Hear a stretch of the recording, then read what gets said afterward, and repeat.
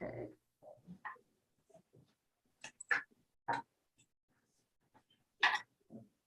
And then before you leave, Betsy, can you make me host? Yep. Make you host. Yes.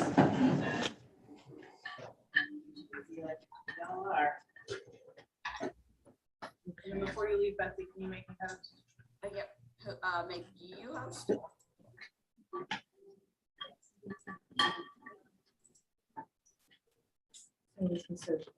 Another presentation. Captions look good on YouTube.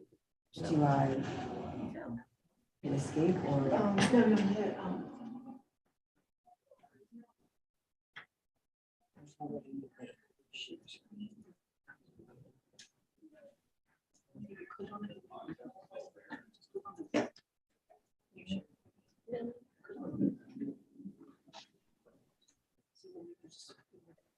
Okay.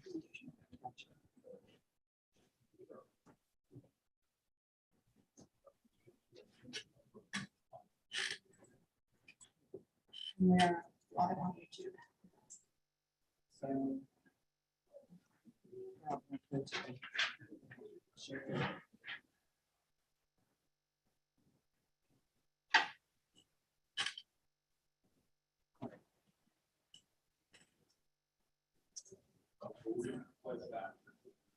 Make the line. I don't know if that looks like a camera. Because it's one. Yes.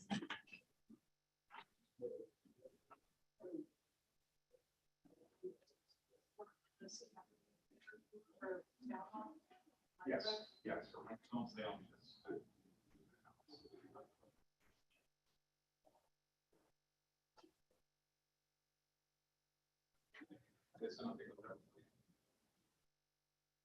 Unmute it once you start it. You can mute before this starts. But yes, so you need to unmute once this gets going because the microphones are actually in the owl.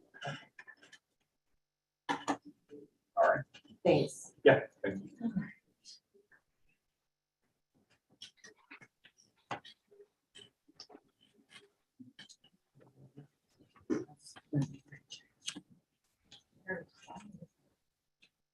We're firing technology.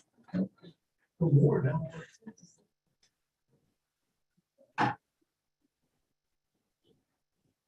Anybody's online. Billy's online. Is that those? Oh, that got changed today, so, it's gonna be, Billy Cook is online. Karen couldn't make it. So, I just found out this morning. Oh, so small. Yes. So it's not Karen, it's Bill. Right.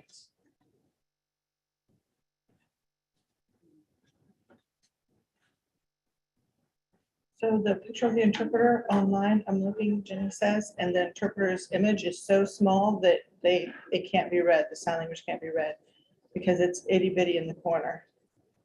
Is it possible to reverse it so that the shared document is smaller, the PowerPoint smaller, and the interpreter is larger? So the viewer who's having a problem with this will need to go to the upper right-hand corner of your screen and select view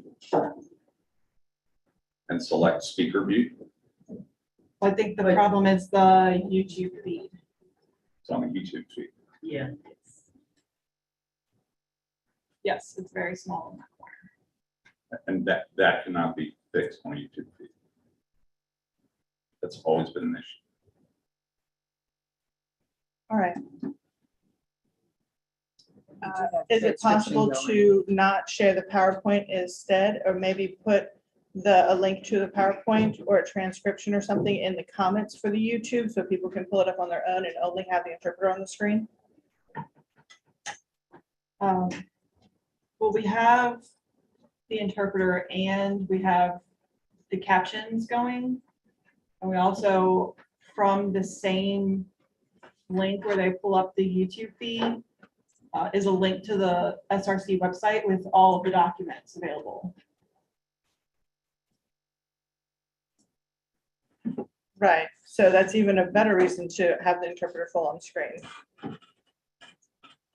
Yeah, we can change it. So I think you just have to pull down your presentation. Six stops here. I mean, how does the rest of the council feel? How you gonna Oh, get? yeah, because the interpreter was big, so you got that people watching it can't see. Yeah, I understand. Yeah, and that's always been a problem Yeah, with the you see it, YouTube. Yeah, is that it docks that picture in that upper Yeah. right-hand corner, and that's not something we can change with. Yeah, 'cause that's the So same A thing. YouTube issue. Presentation on the screen. Okay, this is much better. Great. You can put it on the screen from here and I'll stay like that. So you just won't share your screen. You'll actually just bring that up and you'll have to extend your video, I guess, to your monitor. Can I help? Extended monitor. Okay, so maybe you just want to reiterate that all the documents for today's meeting are available on the SRC website. Are the lights dimmable in here? I can turn this front one off. Please do. Thank you. Better.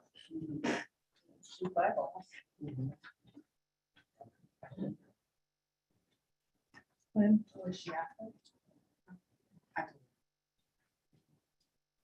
I got hold on. It takes a minute for the. YouTube to Betsy's catch on up. YouTube too. So she checked it.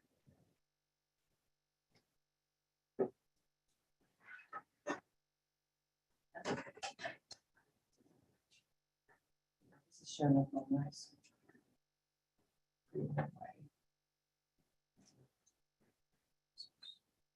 It's still kind of blurry.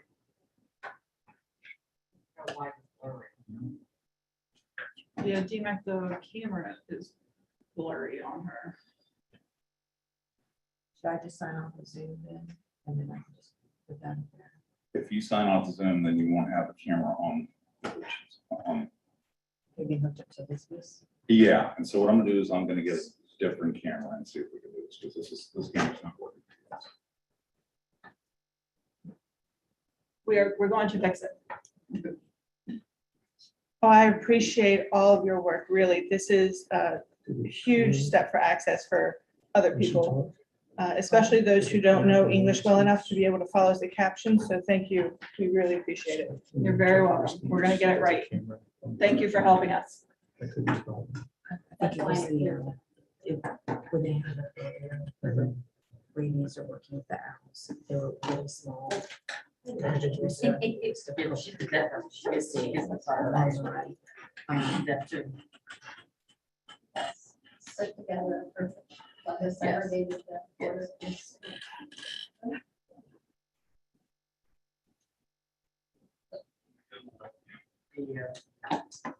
The big boss suggested turning off one of the screens. But I don't know why you're still. blurry. She's talking about her mother, Oh. the big boss. The big boss. And sorry, this is new technology for us. Oh, yeah. So we're trying to, it was meant to help. Oh, no, it's nice. It's just, I don't know why she's-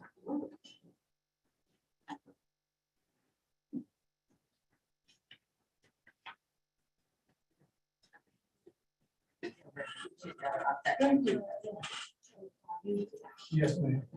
Yes, it's not really clear. Yeah. No. You get that later from the- It's not adjustable. Yeah.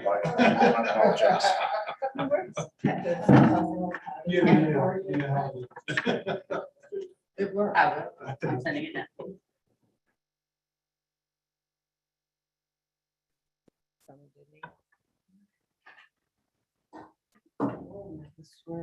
Yeah, he was saying my.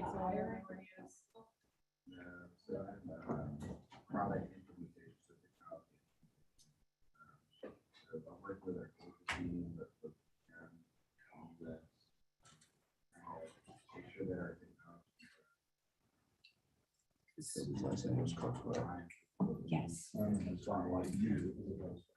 Still having a lot of trouble. Still in position.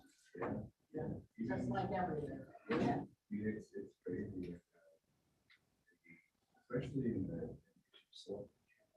Sector, I think it's not much, you know, more. Because we only have 7. We're down, we don't have a quorum. You gotta have experience to come in. Yeah, 4 people. We have 13, not counting Kathy, so we're at 7. You can't get experience if you don't get better. We're at 7 including Kathy. It's interesting, so we've got some new platforms that we need to try to reach people at the digital stacking platforms. So we're trying to almost like. Got 7, not including With Billy online. with Billy online, but she can't, it's a physical quorum. You have to have a physical quorum. Then we need Garrett to show up. Yeah, we need Garrett to show up. So we can still have the meeting, but we can't vote on anything. The live cam? Yeah. Microsoft Live.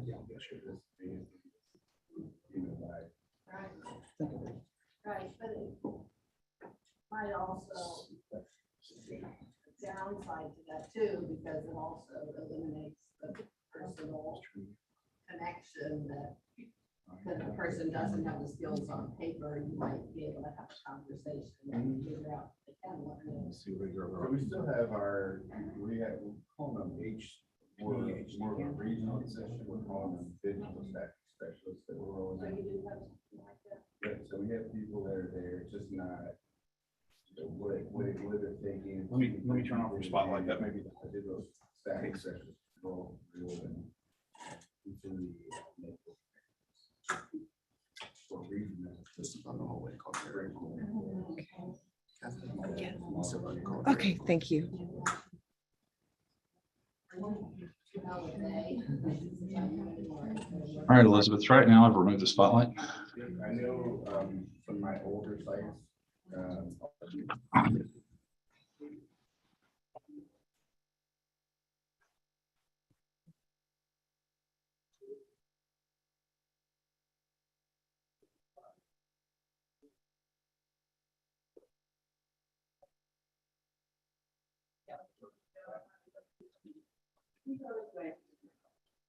Justin. It's on its way. all right, no problem, we'll wait till we can get that.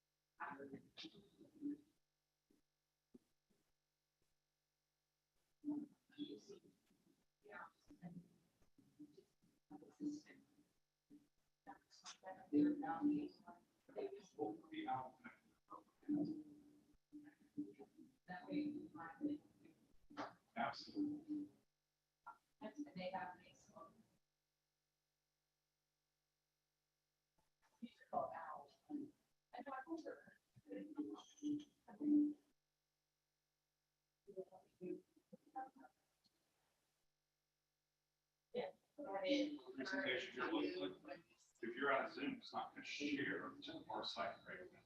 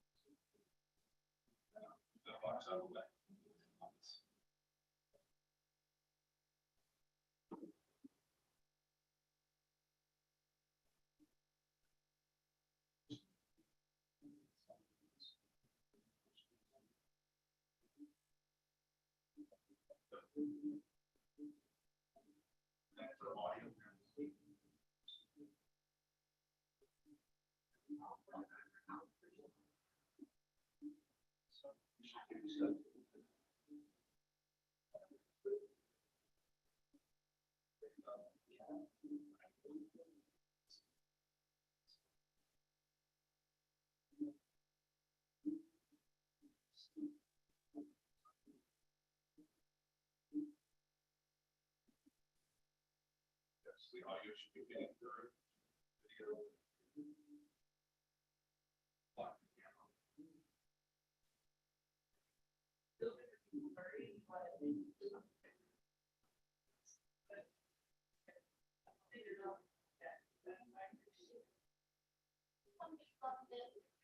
It does switching between.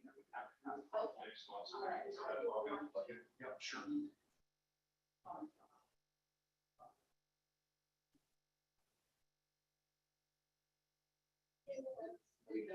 We're good. We're as good as we're gonna get.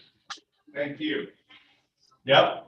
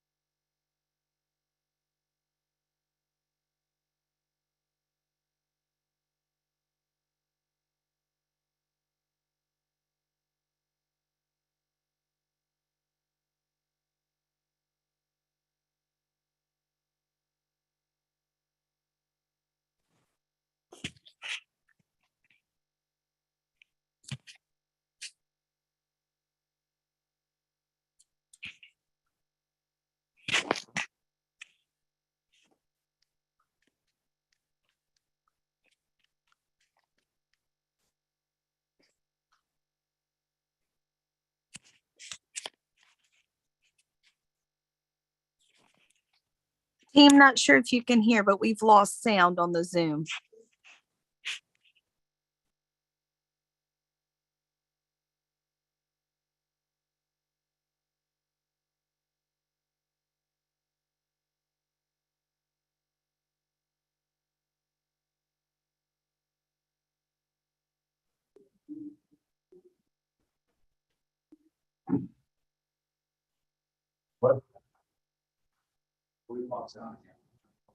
Do you have sound I now? was muted and now I'm muted. All right, so. Yes, sound is back now. They've Thank got you. sound back. They've got, Are you muted there now? Can you guys hear us? Yes, I've got sound back. Thank you. Do we have people out in virtual? yeah, we're good. Got it. Are we good to go? Okay. So just a few housekeeping rules on bathrooms or other doors are right to the emergency exits. Everybody please turn on their cell phones, laptops, and we also have a request that when anyone speaks today, introduce themselves with your name for our interpreters. Go.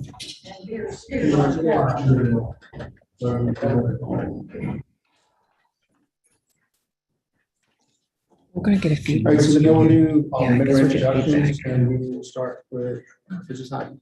Yes. Hi, I'm Heidi Moyer, and I'm representing PEPSI today. PEPSI is the Commonwealth's Parent Training and Information Center. I'm Fred. Morning, I'm Kathy Hayfield, the Commissioner of Doris, Department for Aging and Rehabilitative Services. Happy to be with you all today, and I am an ex officio member. Which means I can talk as much as I want, but I can't vote.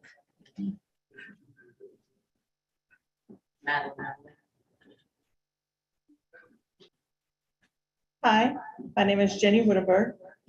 I'm a representative for the Virginia Association of the Deaf. And from now on, please make sure to identify yourself when you're speaking. That would be great. Thank you. I am Joel Farn, and I represent Disability Law Center of Virginia. Good morning, I am Aaron Bosser. I represent Business, Labor, and Industry. I work for a company called Ronstadt. I'm a product manager. Hi, everyone. I'm Garrett Brumfield, immediate past president. I do various speaking and disability advocacy work for a number of divisions. I also do community engagement coaching for adults with disabilities through a local nonprofit. And I do apologize for being late today. I drove 9 hours to get here. So. Happy to be here.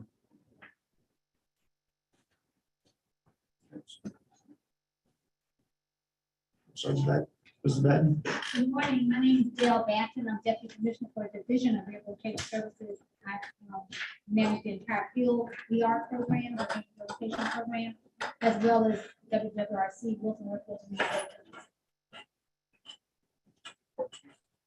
Rehabilitation. Morning, I'm Lance Moran. I'm the supervisor of career, technical, and adult education at WWRC.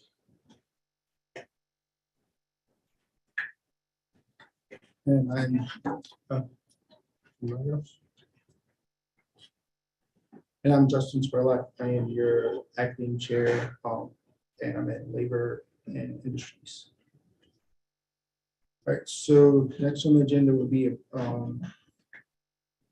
the approval of the agenda. There weren't any changes to it, correct?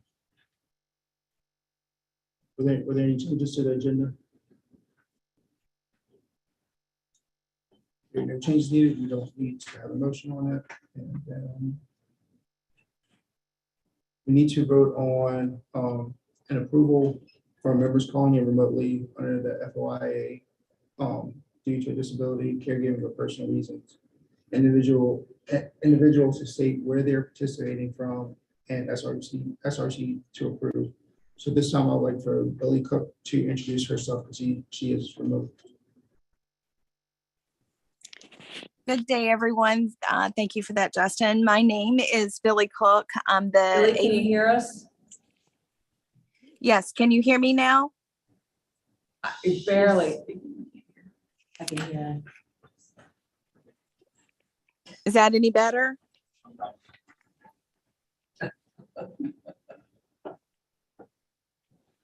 Gotta love Mondays. Yeah. Is that any better? Yes. Sorry. Good morning, everyone. My name is Billy Cook. I am the AVP of Human Resources for Valkyrie Enterprises. We are a corporate location down in Virginia Beach. I sit on the council representing labor, business, and industry. And unfortunately, I can't be there with you in person because COVID is still a thing. So it's in our household and we're navigating our way through it. So I'm glad to be able to connect in this capacity, at least to stay in tune with all of you. Thank you, Billy.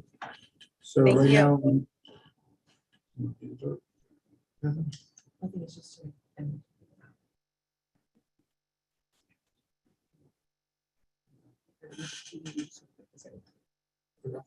So does everybody approve with Billy being able to remote in on this meeting? Yes. Yes. Yes. Approved. It passes. All right, so the next on the agenda will be the review of our March 14th, 2022 minutes. Were there any changes to the minutes? Anybody have?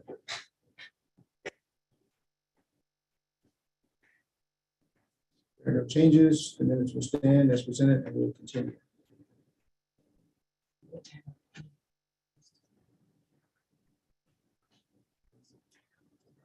So there were no changes to the minutes. We need to have that approved. There needs to make a motion. Yes, somebody on the floor make a motion. I move that we accept the minutes as they stand. Jolie Fund seconds.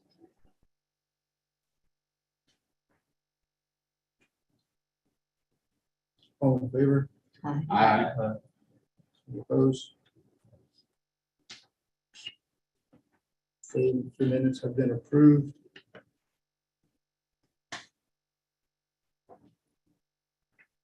So.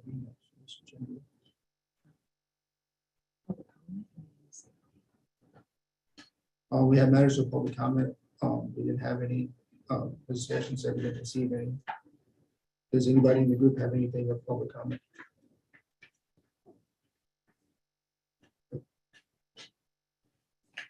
So we'll roll on to new business. Nominating committee. We need 2 members for our nominating committee. We're having volunteers.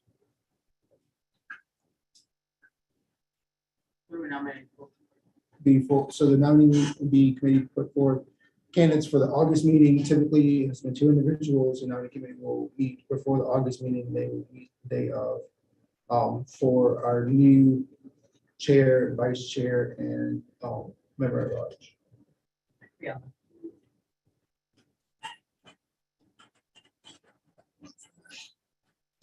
We need 1 more person.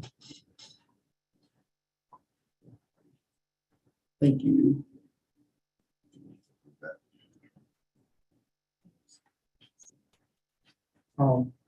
With Madeline and Heidi taking a position on nominating committee, does everybody approve those positions? Yes. Jenny Any- says. Any opposed? All right, thank you, guys. The next will be our future meeting dates. Just a reminder that the dates will always be posted on the website. And Elizabeth will always send out an email with the meeting dates after each one of our meetings. But the upcoming meeting dates will be August 15th and November 14th and 15th. And these will both be in person, correct? Yes. Did you say November 14th and 15th? Is Yes, that a ma'am. 2-day meeting? Yes, ma'am. So that's an annual 2-day meeting. The first day is often called retreat. And it's it's the day that the performance of the previous year is presented. Thank you. And then the second day is our regular meeting. And just a reminder that the annual report subcommittee, a meeting will be set up as soon as we have everything scheduled to move forward to work on the report. And that's with me, Billy Cook, and Madeline. So there'll be an email going out with that soon to contact both of you.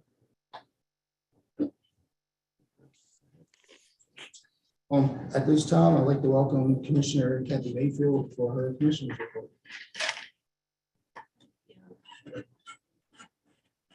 Chairperson.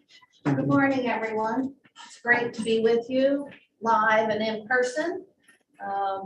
And sorry you can't be here, Billy, but we know you're there listening, and please just speak up because we can't see you raising your hand.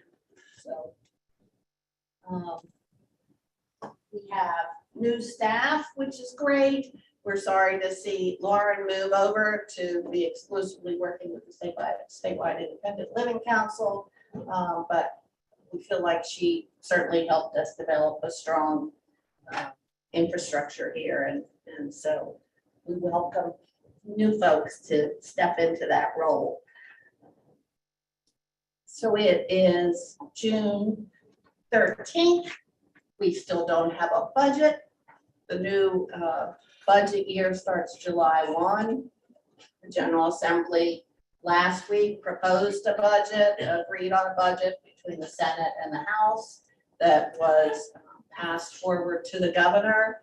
The governor has till the end of this week to generally, right, it's Thursday, right? Thursday. Has until the end of Thursday to sign the budget as is or to send it back with amendments. Likely, he will send it back with some amendments. And so the General Assembly will come back to town again to review the budget. We were hearing through the grapevine, and Catherine let me know if you know any more than this, but that they might be back, say, next Monday or so, sometime next week. Because it doesn't seem like the budget will be approved as is. As you can imagine, we're all a little antsy about that. And even though we're a little antsy, we also know that there are things in the budget that will be good for us, that have made it through all stages. Just making sure you're not on the agenda to discuss this. You're not. Okay. So for example, last year we had a performance management review of our procurement process, procurement management review called PMR. And we were found to be deficient in a number of areas. And as a result of that, we requested Department of General Services to do an analysis of our staffing. And they found us very short in the number of staff we need to provide services to 5 agencies, because we provide services to DARS, to WWRC, to the Department for the Blind and Vision Impaired, the Board for People with Disabilities, Deaf and Hard of Hearing. And we only had 2 staff to do that. So looks like the General Assembly approved, and we expect the governor will approve 3 new procurement specialists. And that should be real beneficial in terms of improving our efficiency. We'll still be short, but we'll be in better shape. We also expect 5 new positions in our adult protective services area. Over the last years, adult protective services complaints have gone up substantially in the area of financial exploitation as well as other abuse. And adult protective services and adult services came to our agency from Department of Social Services about 10 years ago, and that was also very short-staffed. So we're looking at 5 new positions in adult protective services as well. Another really fabulous thing is that we're seeing an expansion of Center for Independent Living funding to serve unserved parts of the state. And that's something that's been requested for a number of years, so we're really excited to see that.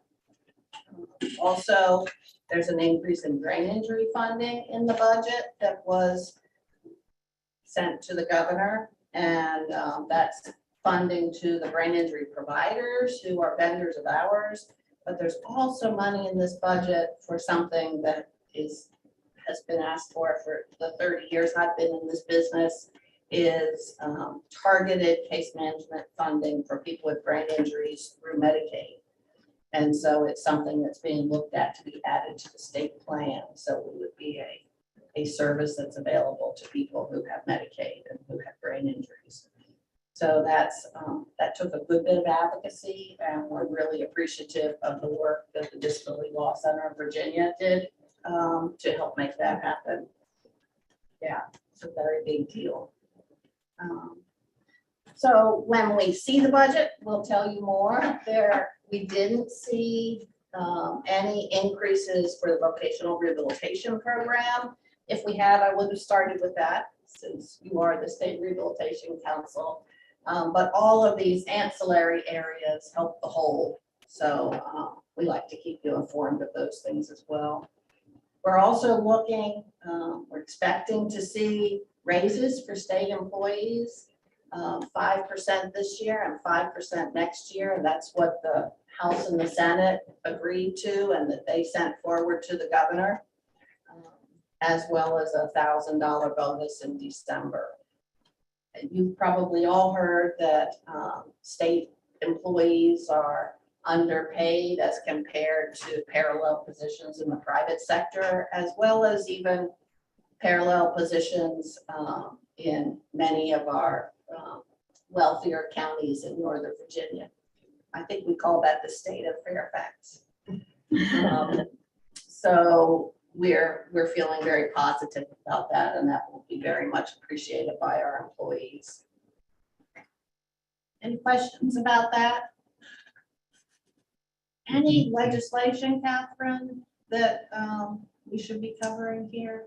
There's a lot of guardianship legislation, a lot of work that's going to continue throughout the year in regards to guardianship, a number of studies, number of work groups. So I fully expect that we'll see legislation again in 2023. There was the big JLARC study in 2021, and that created a number of pieces of legislation. And that impacts some of our DRS clients as well.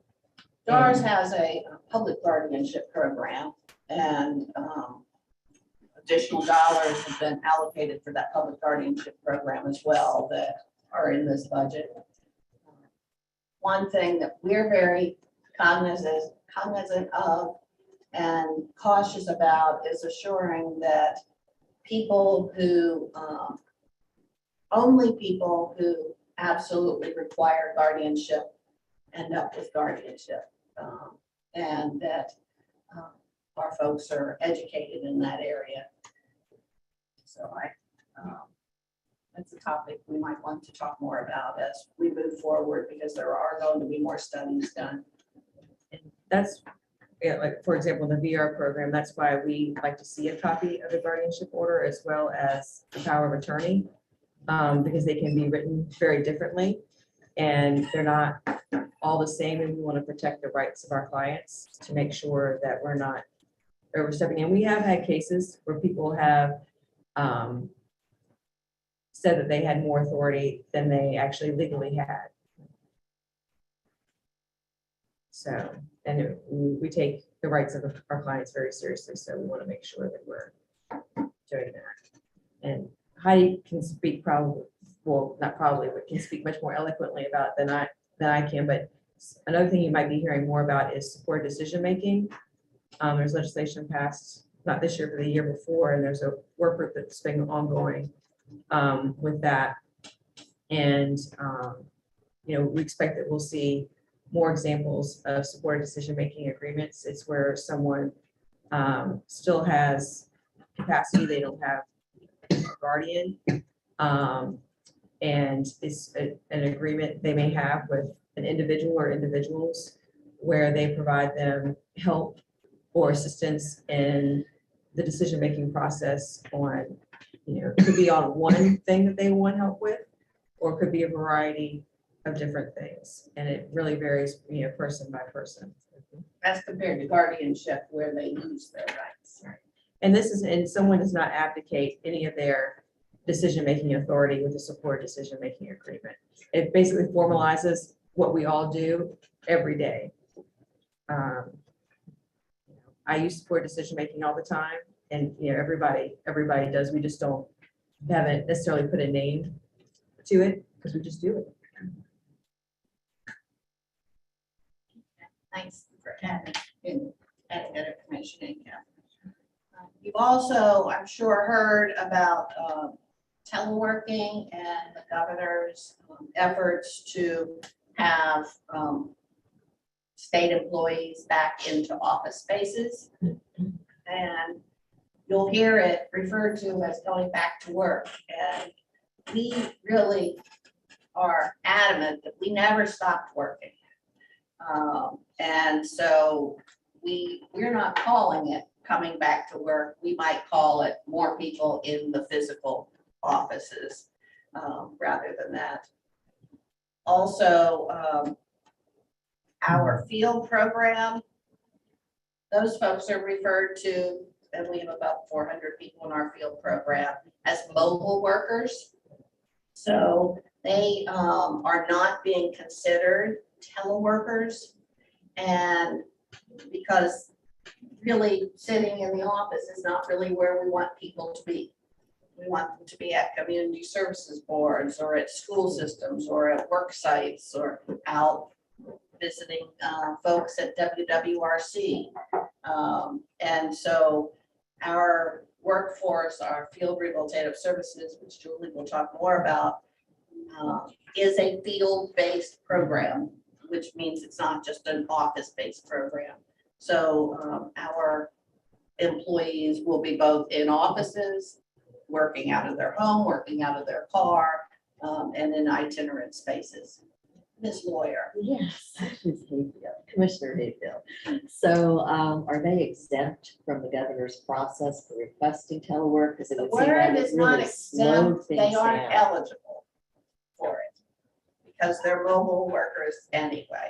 So we have some other employees who fell into that category. For example, our adult protective services regional consultants who work with 120 local departments of social services. Are out and about anyway. So really the telework policy for our agency is being applied mostly for administrative positions within this building and the other buildings in this complex. For our disability determination services. Yeah, for our entire aging and disability program under the Division of Community Living, but even some of those folks, like the Grand Driver program, Right. that's a mobile worker. She's out and about, so it made it. I think we only really have under 100 people who really fell into the telework policy out of 1,200 employees.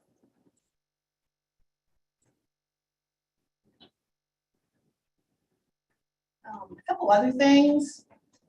You might recall that Doris received a grant under that we call a DIP, a Disability Innovation Fund, and we received that grant from Department of Education and the Rehabilitation Services Administration, and that grant is for 5 years. It's over $9 million, and it's focusing on apprenticeships and state employment, improving apprenticeships for people with disabilities and improving employment of people with disabilities in state government, capitalizing on legislation that passed 2 years ago for an alternative hiring process. That grant is going great. And another Disability Innovation Fund opportunity came out from the Rehabilitation Services Administration. This is a result of states not being able to spend all of the money appropriated to them because of COVID. And there's been a big slowdown all across the country. And so these additional grant dollars are being put out to encourage innovation and best practices. So we are applying for another grant. And so we're excited about it. It makes us a little nervous, doesn't it? This would be another 5-year grant. It's due to be submitted Monday, which is a holiday. So hopefully ours will go in on Friday. This is a grant opportunity that's kind of near and dear to my heart. It's related to eliminating subminimum wage employment in Virginia. And I read this morning that South Carolina just became the 14th state to eliminate subminimum wage. And so under federal law, it's called 14C, under Department of Labor, under federal law, organizations that for years we called shelter workshops and employment services organizations, under the federal language, they're called CRPs, Community Rehabilitation Programs. If they have a 14C certificate, they can pay individuals based on their productivity, less than minimum wage. So say minimum wage right now is $11, and it's deemed the person is working at 50% of what I'm cringing when I say this, and I'm putting it in quotes, a normal worker might work. They would only be paid $5.50 an hour, or it could even be piece rate. And that's a federal law that went into place in 1934, I believe. I might have just made that up too, so don't write that down. The 1930s, and has been in place all those years. And when the law was first put into place, maybe it made sense. But today it doesn't with technology and assistive technology, and we're a lot smarter than we were before. And so under our federal law as a vocational rehabilitation program, we are only allowed to support people in obtaining jobs in competitive integrated employment, which of course, to be competitive integrated employment, you're going to need to be paid above minimum wage or above. The fabulous news is that in the last 8 years or so, Virginia has gone from having over 3,000 people making sub-minimum wage to today down to 385 people. That is a big deal. The downside to it is we don't know what's happened to all of the people. So, and I don't know if we do now by the time we've done the data for the grant. We still might not know. But many people moved into competitive integrated employment jobs in the community where they work alongside people without disabilities. But others went into activity programs, day programs, where they're not earning a wage at all. So this grant, a 5-year opportunity, it's only available to states who still have sub-minimum wage on the books that it's allowed. Legislation was proposed this past year, but it didn't pass to drop that in Virginia. So only the states who are still behind the times are eligible. Fortunately, we're eligible. No, not fortunately. Well, fortunately. Anyway, so this is a big grant to provide resources to our communities and our school systems to think about competitive integrated employment early for individuals with significant disabilities who would be tracked into sub-minimum wage jobs in segregated settings, as well as to work with those who are currently in those segregated settings. Many of the people who are currently working in segregated settings, previously called sheltered workshops, are older and have been there for years. And maybe work isn't, in a competitive environment, isn't the right approach. But the goal is to find out what is appropriate for folks at this point, and going forward to shut the front door. Someone said, while we're shutting the front door to segregated environments, we should open the back door to help them out and find good opportunities for employment. So that's a grant we're submitting. It's a very collaborative model. We're using an approach called targeted communities that we've used before in other grants. So we have a model in place, but that brings the whole community together, the employers, the parent organizations, the parents, the school systems, to kind of wrap ourselves around the individual with the disability to help find the best path forward for competitive integrated employment. So keep your fingers crossed for us. As we're submitting this proposal. How soon for the funding, I believe it's an October 1 start date. And sometimes you get notified like, September 27th that you got the grant. And Donna Benessi, who you've met before here, she's the one leading that charge. So keep your fingers crossed for us.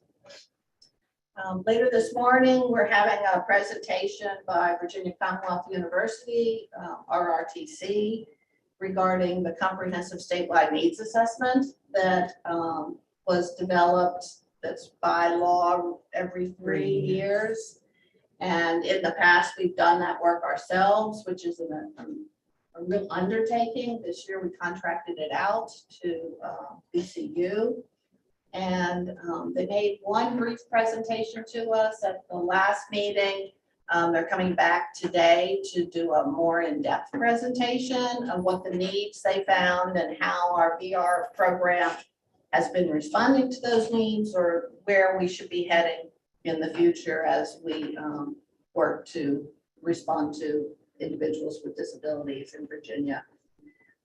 Also, as a part of today's presentation, I believe his name is Tim Tansey of University of Wisconsin. University of Wisconsin Stout is a program that is very knowledgeable about vocational rehabilitation across the country.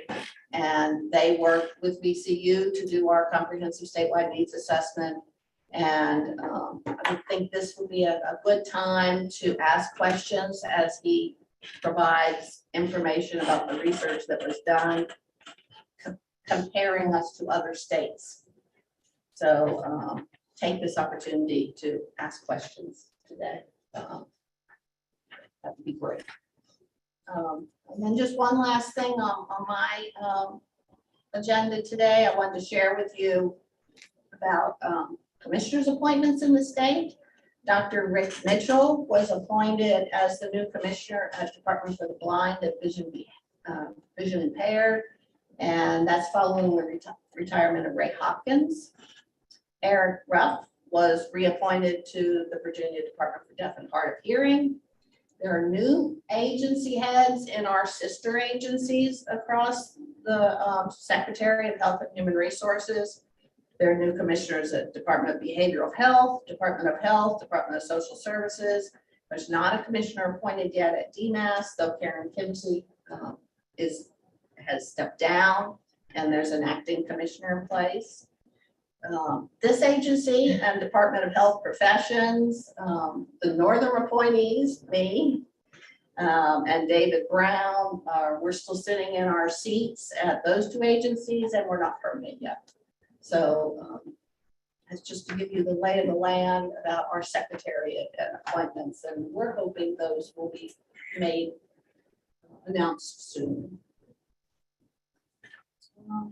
Okay, we have presentations today from WWRC and from Julie, some new presenters today, and so I'm excited to hear what they have to say as well.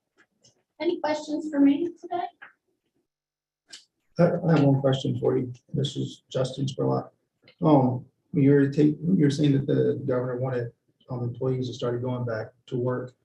From a Doris standpoint, are you guys going back at a full 5 days, or are you guys offering a hybrid schedule for your employees? Like 2 days in, 3 days off, or 3 days at home, or? So it varies by division. I have the authority to approve 1 day telework. In order for folks to telework more than 1 day, to go 2 days, it had to be approved by the Secretary of Health and Human Resources, and we have a number of people doing 2 days. 3 or more had to go to the governor's office for approval. For the most part, the only people teleworking more than 3 or more days are those who are out of state, and we do have a number of employees, believe it or not, who work out of state. Or if you take a ride around this building, if you go upstairs, you'll see that we're under construction. And like many agencies, during the 2 years, we found that we were very productive in a teleworking capacity. So we've reduced our footprint. So in some situations, we don't have enough offices for people to come back to. We have a temporary approval for people working in this building that's under construction, as well as people who were in another building and were moving here to be teleworking more than 3 days, or 3 or more. The Greater Richmond office, which is down off of Broad on Mayfield Street, we are eliminating that space, and they're moving into a building in this complex. And we had already made those decisions. So we're a little in flux right now as a result of that. So in a year, we'll see how the dust all settles and where everyone's going to be sitting. But right now, we're highly impacted by the construction that we're under and the moving of the chairs. What's going on in the city? It's not the same. You're teleworking, right? Yep, 5 days. Good for you. Me too. Yeah. Does anybody have any more questions for Commissioner Mayfield? Thank you, Justin. Yeah, thank you. So next, we will have our DRS division report, and I'd like to welcome Ms. Dale Madden and Julie Jacobs. Good morning, everybody. Dale Batton, Deputy Commissioner. I'm going to have presenting today for the DRS division, Julie Jacobson, the Field Rehabilitative Services Director. We met Julie before, some of you, but I think it's an opportunity for her to share with you what she's doing now as our Director of the Field Services Program. And then when she finishes, Lance Moran, our local workforce rehabilitation, she's going to speak on what the new actions are happening at Wilson. And then I'll come back at the end, if you have any questions about anything that they have talked about, or even anything concerning our clientele, performance, etc. Okay. Julie, you ready to say something? Yeah, one quick second. Whoever's presenting, if you have a nice seat beside me, All that way right, the owls can pick you up. Julia, take it first. Any questions for me before she starts? Great. So the owls can pick her up. Yep. I like how you phrase that. Good morning, everyone. It's a pleasure to be with you again. I'm Julie Jacobs, Field Rehab Services Director. I want to give you a little bit of an update about what I have been up to with the support and collaboration of everyone in the field. I've been here not quite a year. September will be a year in this position. It was really important to me to build relationship with our field structure. So everything that I have done sort of coming into this role has been about getting in front of our staff, listening carefully to what they have to say, building relationship, listening to those challenge points that staff wanted to share with me. So to that end, I want to give you a little bit of an update. About 5 months ago, we did a statewide staff survey. We had 191 of our field staff respond of just under 300 total staff. So that was a pretty good response rate. I want to share with you a little bit about what I heard and what we're doing about that. So we really did hear a fairly positive regard for district leadership, managers in the field offices, the district directors.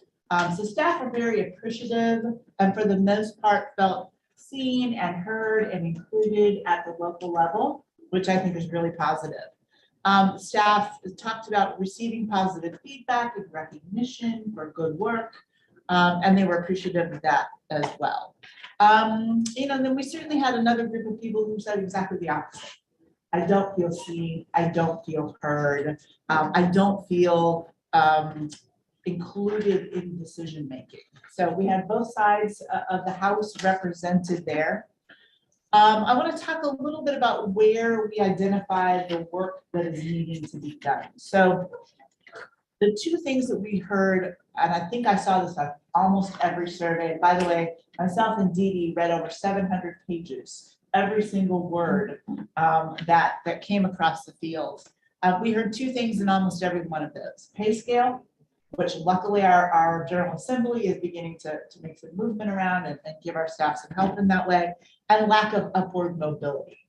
That we have a fairly flat field structure and that there aren't a lot of places for staff to go.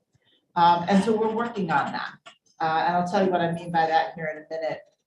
There was some perception and quite a bit of it about a disconnection from central office, meaning those of us who are decisional in our roles aren't necessarily felt, it isn't felt that we're gathering input as widely as we could.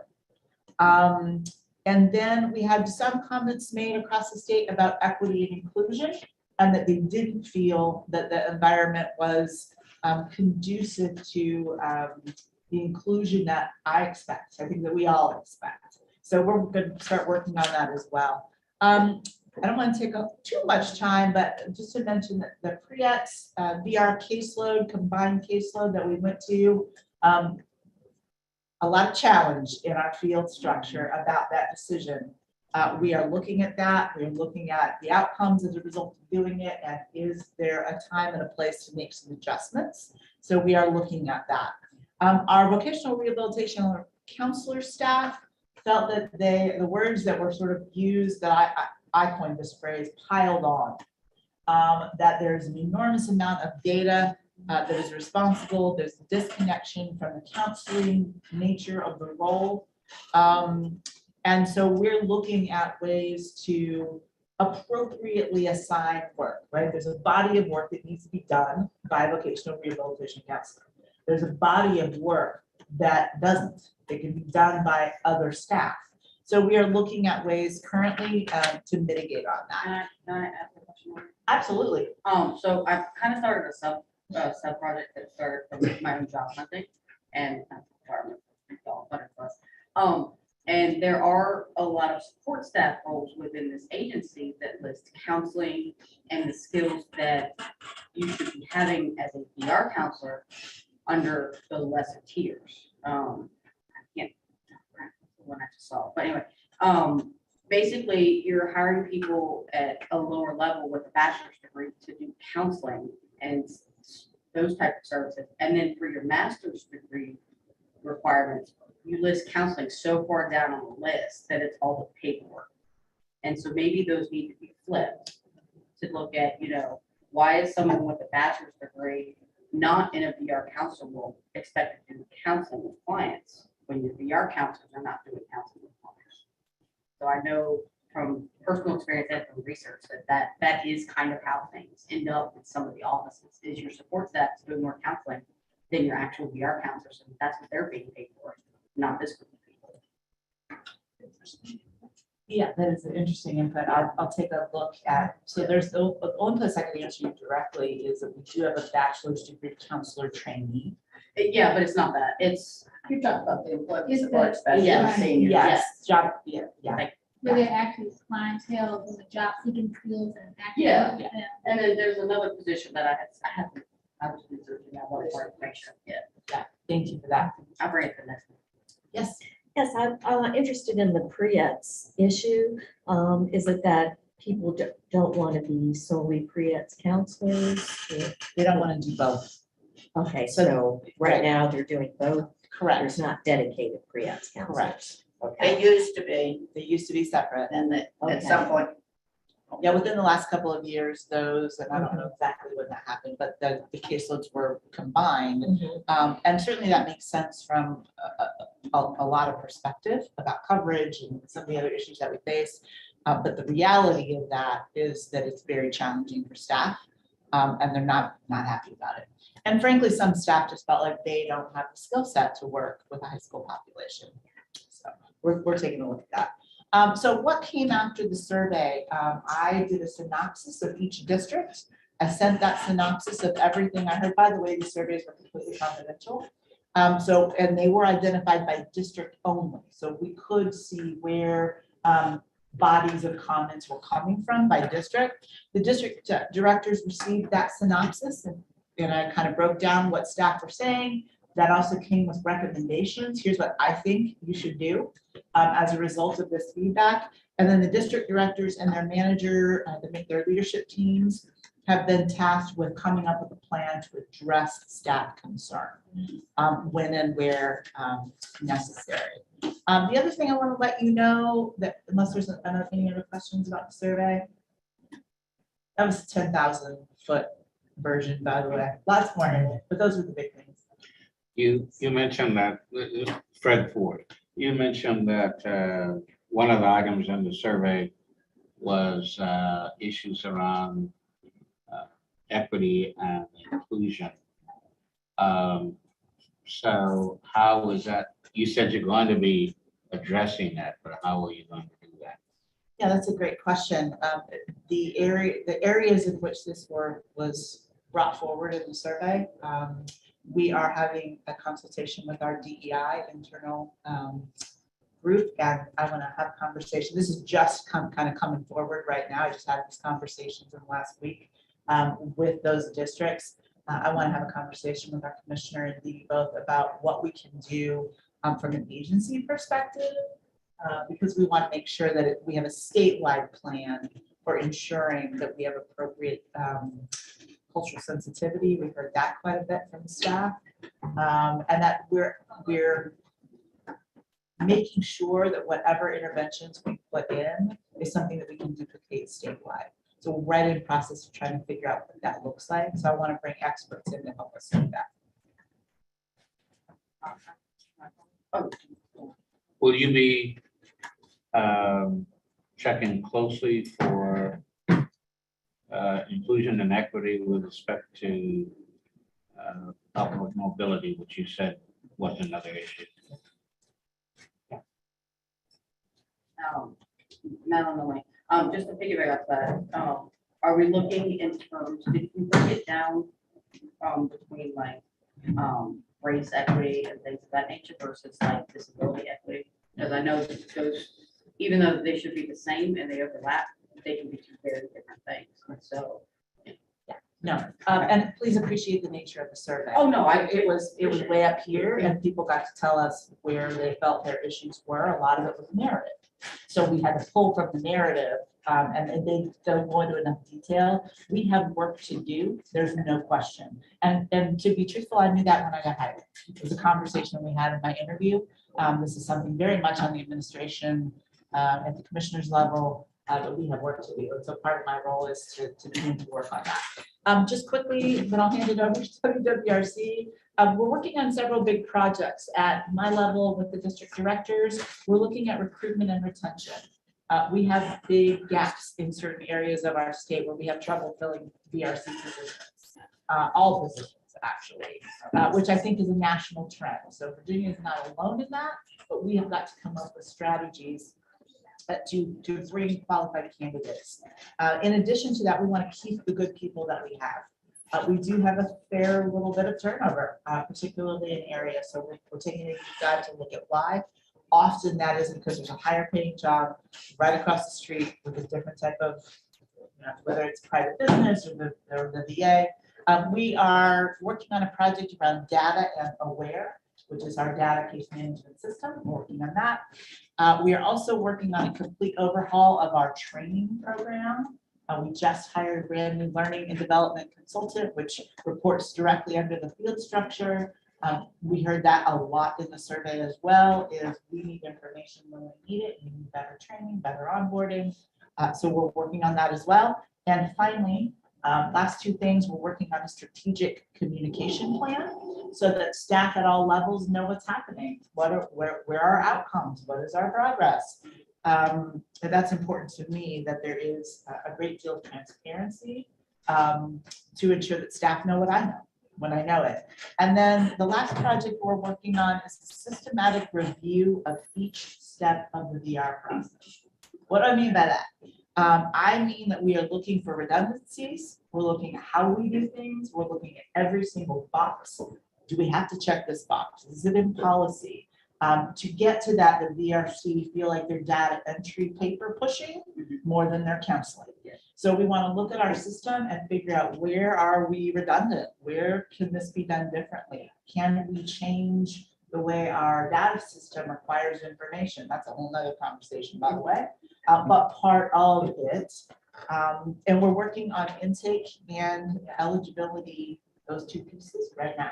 I expect that to be a good couple of year project, at least, if not more, but we are working on it. Yes, ma'am. Will there be a review as well as part of that process of pre-eps? Because we hear so often about the kids who just can't access it. Some of it has to do with schools not letting people in, but there's a lot of other issues as well. And we're always encouraging pre-eps, and parents will tell us they've never heard of it. The school doesn't mention Doris or. Luckily, we have a phenomenal staff outside of me that focus only on pre-eps. So Donna Badessi and Martin Krylowski would be the people who could answer more directly. But we are meeting very closely. So they're handling the policy process of it. I'm looking at how we deliver the work, right? But we're working together in doing that. So yeah, I mean, I think pre-eps in terms of access to schools has been challenging. That's what I'm hearing. And then, robust activities, can we bring in, better partnerships with our ESOs? And, we're looking at all different strategies to try to, A, provide the best quality service we can, because that's the most important, and to make the delivery of those services as straightforward for the staff that do it as possible. So we're sort of doing both of those things at the same time. I know I didn't answer you directly. No, you're good. Because I don't have a direct. Right. Julie, could you go back and define the acronyms, because not everyone's gonna know what pre-ETS Sure. is. And I apologize that I keep forgetting to say my name when I'm speaking, so that was Heidi Lawyer. Absolutely. So pre-ETS is pre-employment transition services. Is that right? There you go. I had to spell it out in my head as I was saying it out loud.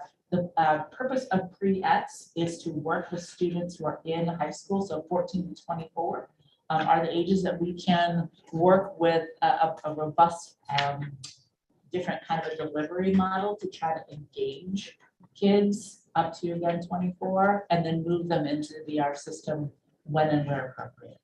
So we're able to do things like summer work experience. We're able to do some job shadowing. We're able to do some really creative things in partnership with schools and our other contracted partners to be able to give great sort of career exploration experience to this population. Thank you. I talked to you too. That was great. Means you have to go really quick, Lance. Were there any more questions? Appreciate it, Julie. Thank you. Next, we'll have our WWRC update by Lance Moran.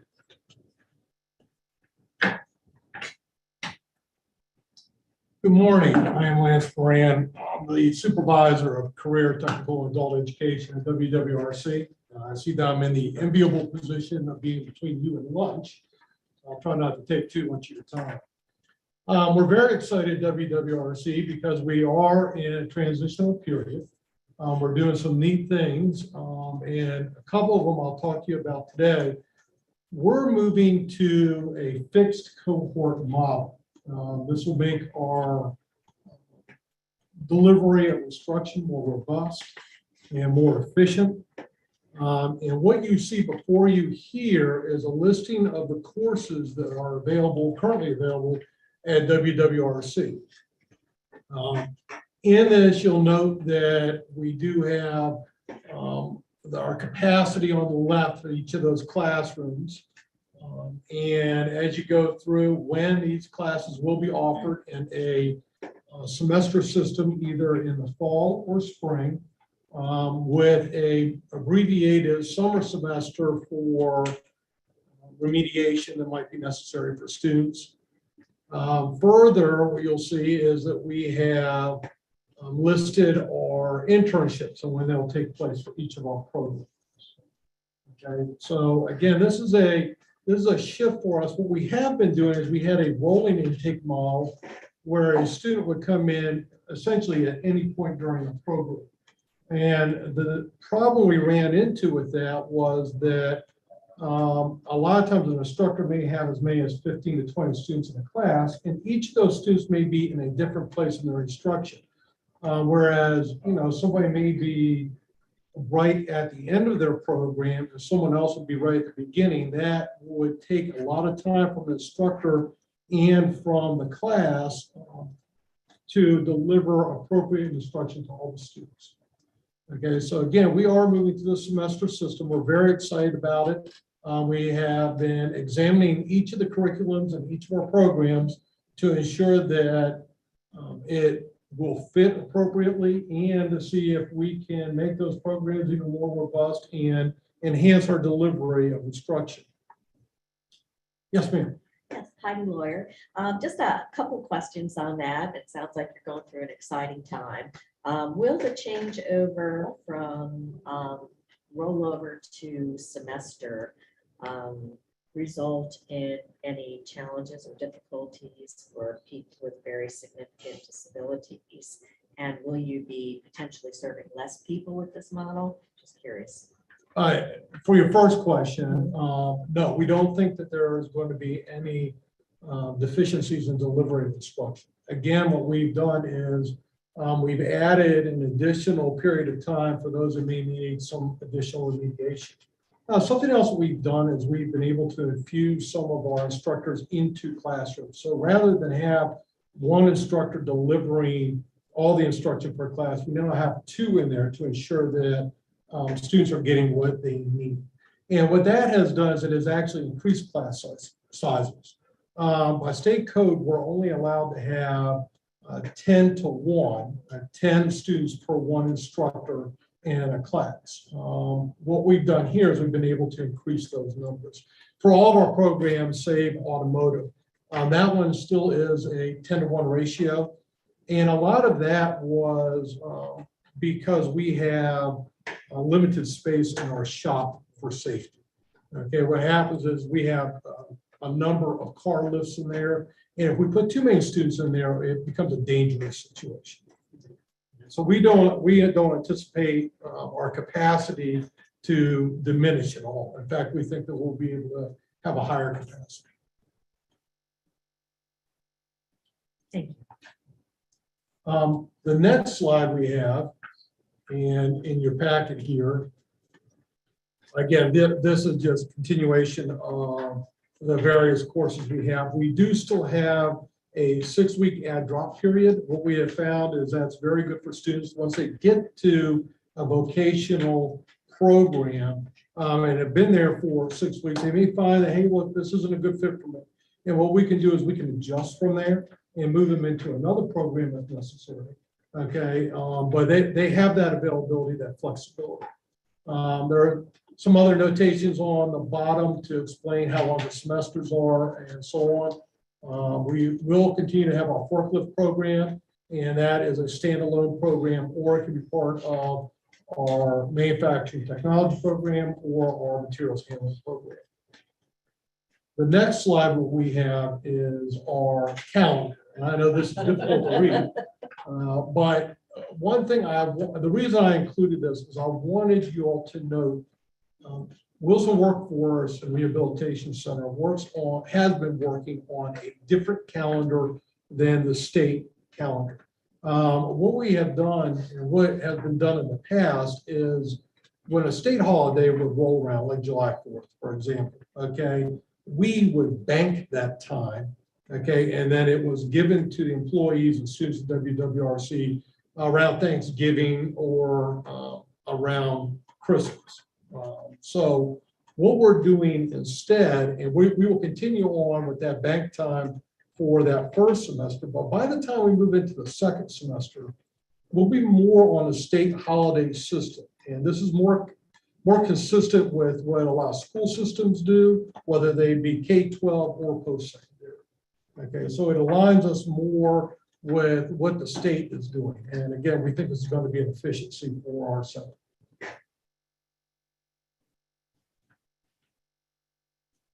Any other questions I might be able to answer for you all today? Yes, sir. Fred Ford. In 2019, I ended a career as a assistant living administrator. And so I'm particularly interested in your health occupation for nurses' aides, certifying to be certified nurses' aides.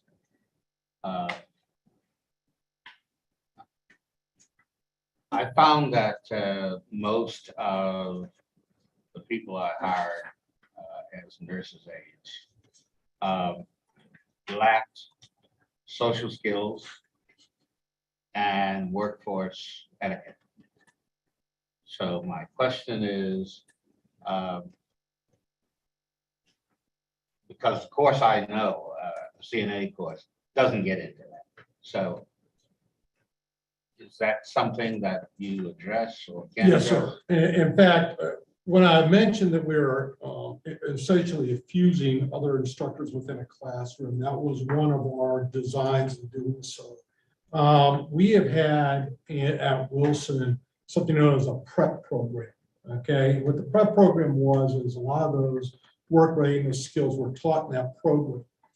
What we discovered after digging deep into the data is that those things were existing almost in a vacuum outside the program areas. And those students, what they would do is oftentimes they would come to Wilson, go through that prep course, and then there would be a gap between the vocational program they might enter, or even with a gap between the job they might begin. Not only that, we discovered that those work readiness skills may not have been catered to the vocational program that they were going into or the job that they were looking for.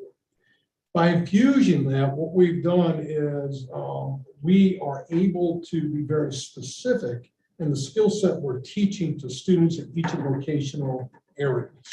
Okay, for example, health occupations that you see on there, okay? Those skills working within a nursing home or an assisted living area are very specific. The skill set you have to know and what you have to do to ensure that you're delivering the appropriate care are very different than the other programs we have.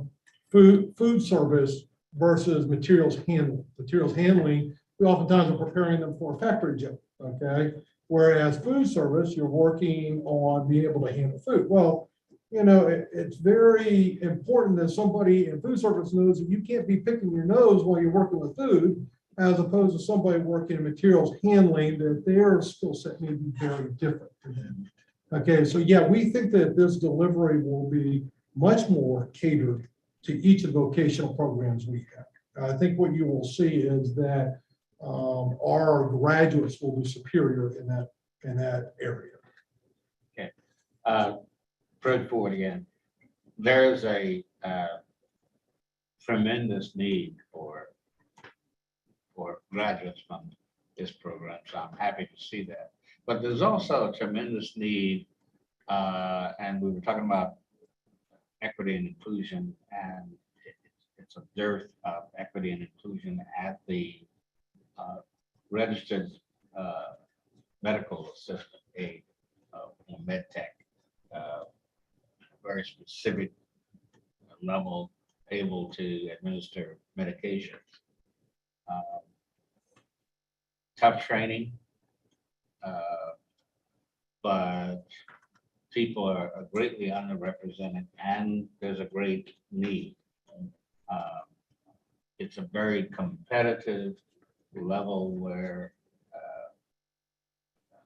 corporations are rating other corporations to get RMAs.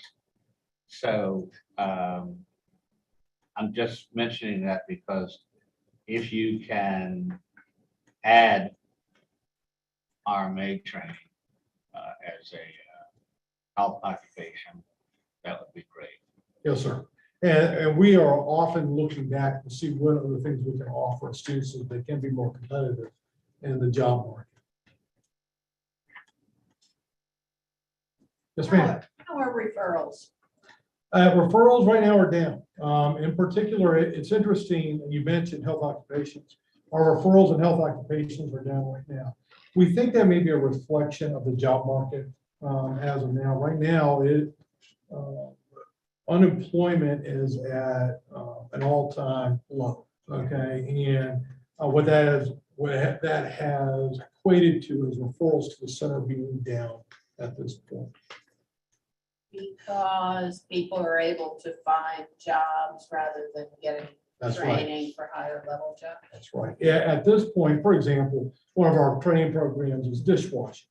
Okay, and you can come to the center and become essentially a really good dishwasher. I mean, we send you out in the field like that.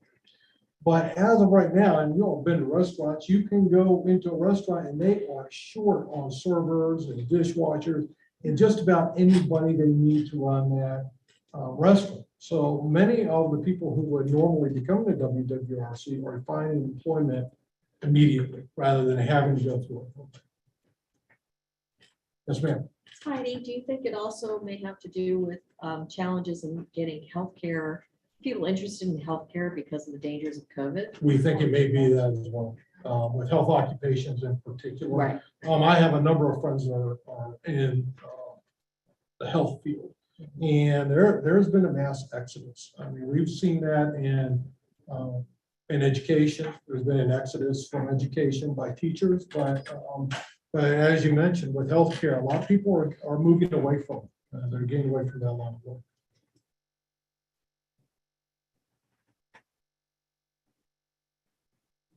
Here, Brumfield, do you also feel that maybe individuals are leery of working because of COVID in any of these fields? I think to some extent, yes. We haven't had a drop off in all of our programs. For example, automotive. We have a wait list for our automotive program. We have a wait list for our IT program as well. Okay, so there are some programs that are not suffering that as much as others. I think health occupations, food service, that's another one.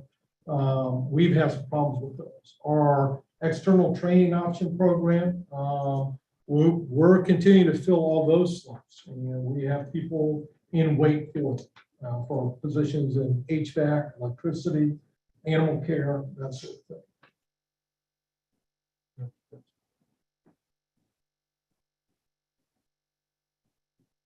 For the automotive phone program. I know they held 10 with this one. How are you guys doing with hybrids and electric vehicles? Yeah, that's a good question. What a lot of times when we go with the hybrids or any gasoline engine vehicle, our service is very good for replacing filters, oil changes, that sort of thing. With the electric vehicles, the one thing our program translates into is the tire rotation or the balancing of tires, that sort of thing.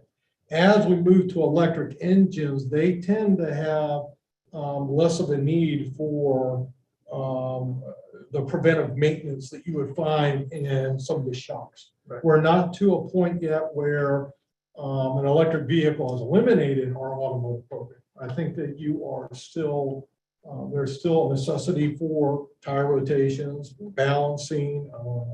We have just picked up a new tire alignment machine. Okay, and that feeds very nicely into our program and into an entry-level position. But when it comes to gasoline or hybrid engines, we still have the need for oil changes, lubes, that kind of thing.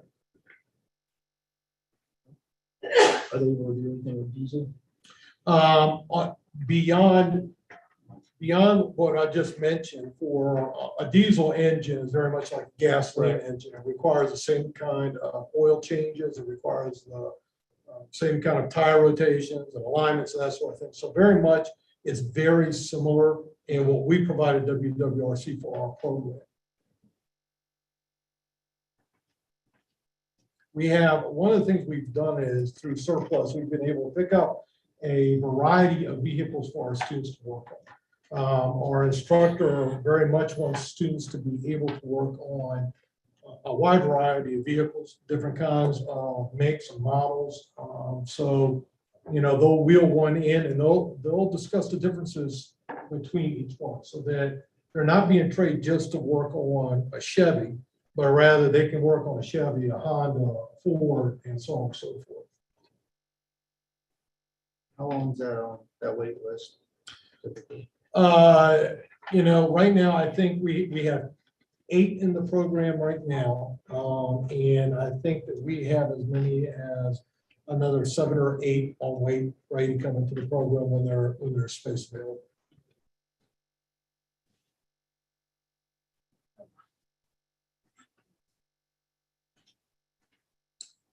All right. Thank you all very much for your time. I appreciate it. Thank you, sir. All right, so we have lunch here and we have a break on our agenda right now. So I would say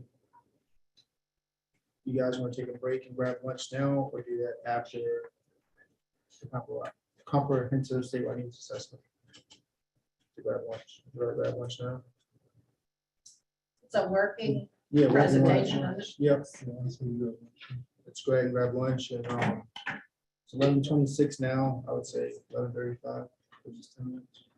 11:35. we'll get back to it.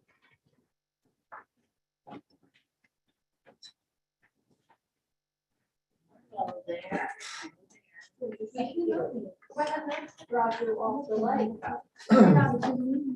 Oh, yes. My apologies again. Yes, I drove my husband's truck, yes, I had to make sure he had a parking pass. No, Do not I wish I was a kid. And I look like it, but I drove 9 hours. Here this morning? Yeah, next to Justin. Last night. But I drove from Kentucky and, Yeah, since there's no caddy like that. anyway, But there is lunch for you. So we didn't have one today because we had nothing. So there was no executive meeting today, was it? There was no pressing business. Will we have one for the next meeting? We'll have to work that out with Megan and see if there's anything that needs to be going over.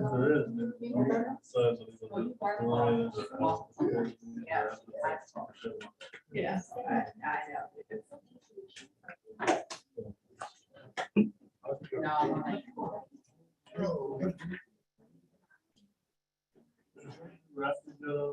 No, that's the actual. King. I got tired of it. I think I can't take this anymore. I pulled it, flash my. I pulled it completely off. I'm so little, I'm just gonna slip in here. I pulled it off. Yeah, and no park. Just- That's, Oh. wow. it's actually what you get like that first year. Yeah. I'm done. because all my jobs- I appreciate your work.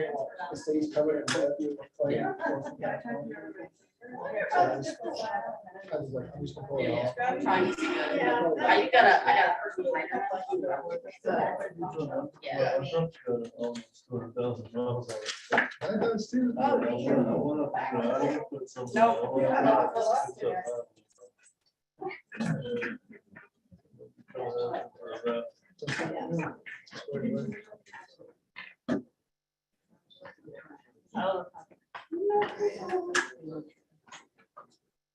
Morning. I'm Vicky, or Valerie. Patty will not be here. She's I'm a fourth substitute for Patty. It's okay.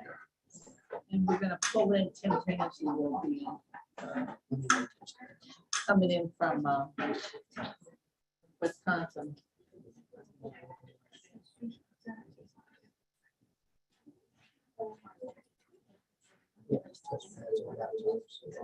Mine operates so fast, I have to slow mine down.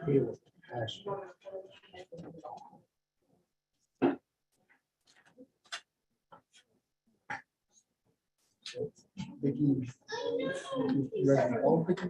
Yes, it says Valerie, doesn't it? She actually put Vicky. Oh, perfect. Yep. And then Tim. I can't. TAN. SCY. And actually, Tim's gonna go first and I'm gonna go second. Is he already? Did I read something that- I don't know. Who should I trust with? I don't know. Which of those weeks? That's where, just to make sure it's connected. I talked to him before I scanned to make sure he was still.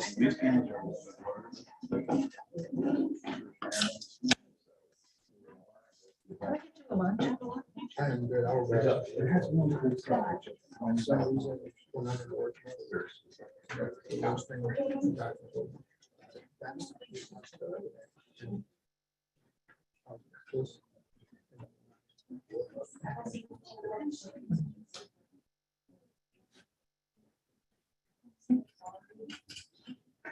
Lucky for me, I can multitask.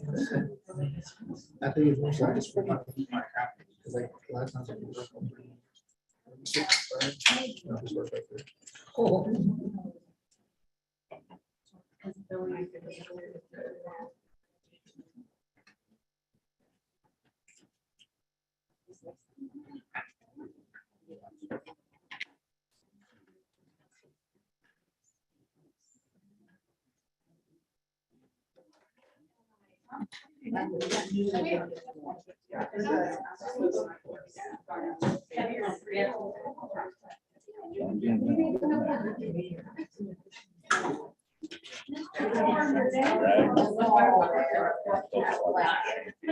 Yes. Field. Thank you.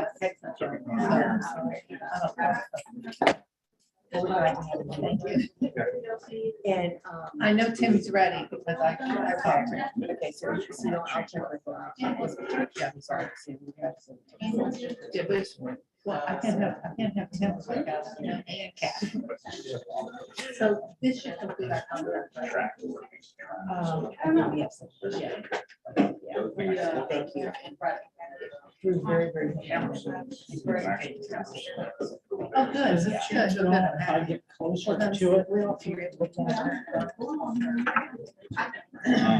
I just see your shirt right now. No, we didn't. Yeah, yeah. It wasn't really helpful, yeah. It certainly is. Oh, I actually have that file, Yes, yeah, it's totally different. Yeah. well, If you want to look at hers, I'll show you from my view. So I'm here, right? I'm very blurry. If I come up here, that's much better, right? So it's really designed for a 3-foot field of reference. So in this situation, I just took that laptop corner, so I got the laptop, I built it up. And I had it pointing right there, pointing right out, and selected that as a primary. Do you have Tim? Yeah. he's on. Hi, Heidi. Hi, how are you? Did you get the letter? Letter of support for the Doris grant. No, for the RRTC. I don't think so. If I did, I would have sent back immediately. Unless I somehow missed it, but your emails usually come through it, depending on who sent it.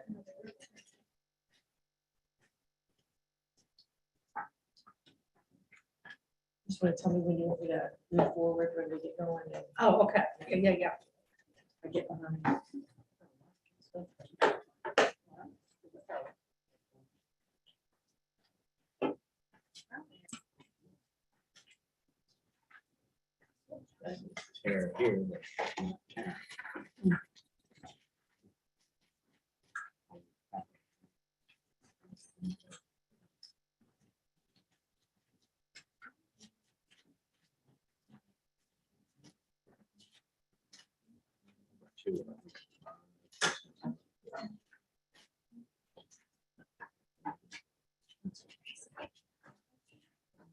It's much better than that. Because I know I'm wearing my hoodie. It's not, I was thinking, I was like, I bring a hoodie inside. I usually bring a sweater, the one I usually bring out, I forgot to pack it this morning, I'm like, Oh, I see it went to my draft file. Maybe I just drafted it. And I can't get to the attachment. So when I go back to the office, thank you, Ida. Sure, absolutely. Elizabeth. I'm gonna write to Tim Suzanne. came to me, he's going to do the presentation, but this is he already connected. He is on, yes, Okay. I can see.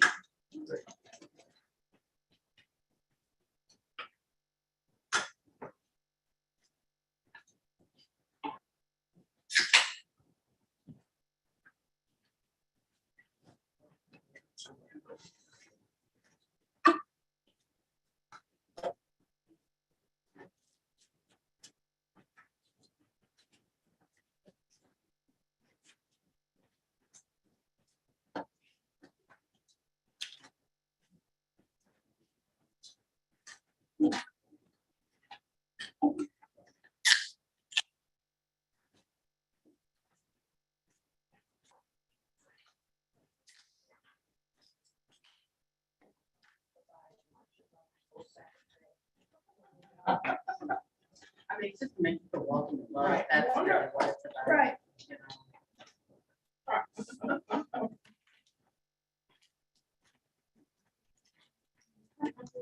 Doesn't mean you ever get it again. Your second.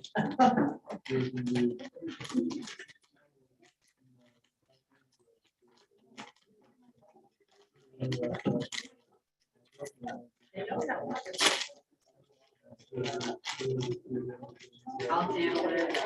I know. How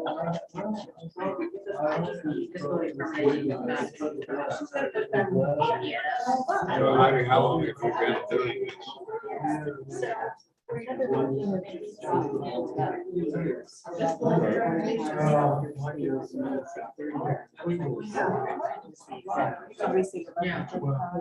Yes. I'm good. I'll grab one on the way out. We're both trying to feed him. Yeah, no. No, ladies, come on. That's the number two. Chuck, is this employment or? Thank you. Yes, it's employment. Yeah. I have no idea. I think like something APA, like something on. I just sent you the budget. What? Can you My respond to utility these code, questions? One yeah. is about the stipend. And I swear, I believe I. Okay. Age discrimination. I've been trying to get it. I applied for 3 years. I did. I haven't about you, probably. They're constantly looking for it. I was thinking, At that level. Yeah. You guys ready? Let's switch it around. Sad thing about it. And my best friend. That was United Methodist family. is one Maybe it's more extra. where you really need a person who sees that position as a calling. You guys ready to start that? I'm sure there are far too few. Means you get your gavel. Yeah. Hey, you guys ready to start that? Go for it. I'm elderly myself, so I can identify. Absolutely. Yeah. Is everybody ready? But also because You guys ready? Sorry about that. Sorry. All right, next up, I'd like to welcome Vicki Brooke and Tim Tansey. They'll be giving information on the comprehensive statewide needs assessment update. They're from BC Rehabilitation Research and Training Team, and providing an overview of their findings in regards of the comprehensive statewide needs assessments. Yeah. Hi, Vicki Brooke, I'm with BCU. I wear a lot of hats at BCU, but probably the most significant one is that we have a contract with DARS, and we do direct placement of people with disabilities and employment called Business Connection. So we are a vendor for DARS, and so I'm living and breathing this every single day. Tim Tansey is actually from University of Wisconsin, and so he contracted with us on this contract with DARS. And the other person who's typically here presenting in front of you, Patty Edge, and I'm a very poor substitute for Patty. Oh, you're great. But she was much more Southern charm than I have, so and she knows her data better than me. So, but we'll get started. If you want to call Tim up, I think we're going to begin with, Tim really dove in deep into the 9/11 data, and he'll talk about 9/11. What is 9/11? Tim, do you want to begin with that? Sure. I think if we want to move to the second slide, it probably gives us a good starting point. So as a part of the WIOA and other federal requirements, and these have been in place since the Rehab Act, workforce estimating going back. Every state, on a quarterly basis, has to submit data regarding really the agency activities, and so to the federal government, and has nothing to do with 9/11 and September 11th. This has been in existence long before then, but it's intended to provide an overview to the federal government for really OMB to be able, Office of Management and Budget, the government accounting officer, GAO, to track the VR program performance overall. And so really every quarter, Virginia DARS has to submit data to the federal government in terms of who's applying for services, what happens to those applicants, are they found eligible and served or placed on a wait list? If they are served, what type of services are they receiving? And then ultimately, did those services result in individuals obtaining employment at exit? And so the data that I looked at in terms of all of your data goes back for the last several years. And I'll try to provide an overview on some of the latter slides on that. But given the nature of the group, one of the questions that I typically get around RSA 911 data is, are we doing well? And well is a relative term. And then if there are areas, for opportunities for growth, as I always like to put them, where are those opportunities based on what we can see from at least your RSA 911 data? I always caution people that the data that's in these data sets never tells the whole story. The data is what's required for agencies to provide to the federal government as part of their reporting responsibilities. But it tends to tell us what happened, not why or how something happened. And so I'm going to try to provide some context based on information that isn't in RSA 911 data. And that's certainly where the comprehensive statewide needs assessment becomes critical, is the data helps give us an idea of what has happened, whereas the other elements of the needs assessment, the surveys, the focus groups, those other pieces tell us a lot more about the how and the why, which I think is real critical for taking kind of the next steps in terms of improving the experience of individuals with disabilities who are participants in services offered by Virginia DARS. So I'll ask if we move on to the third slide. And when I say performance is relative, one of the things that we see in every CSNA is a comparison to other states. Now, the comparisons that are on the screen, so the comparison states, these were identified some time ago by RSA based on similar size in more than anything in the size of the grant. So that's where I always have to stop for a second, make sure I'm explaining things.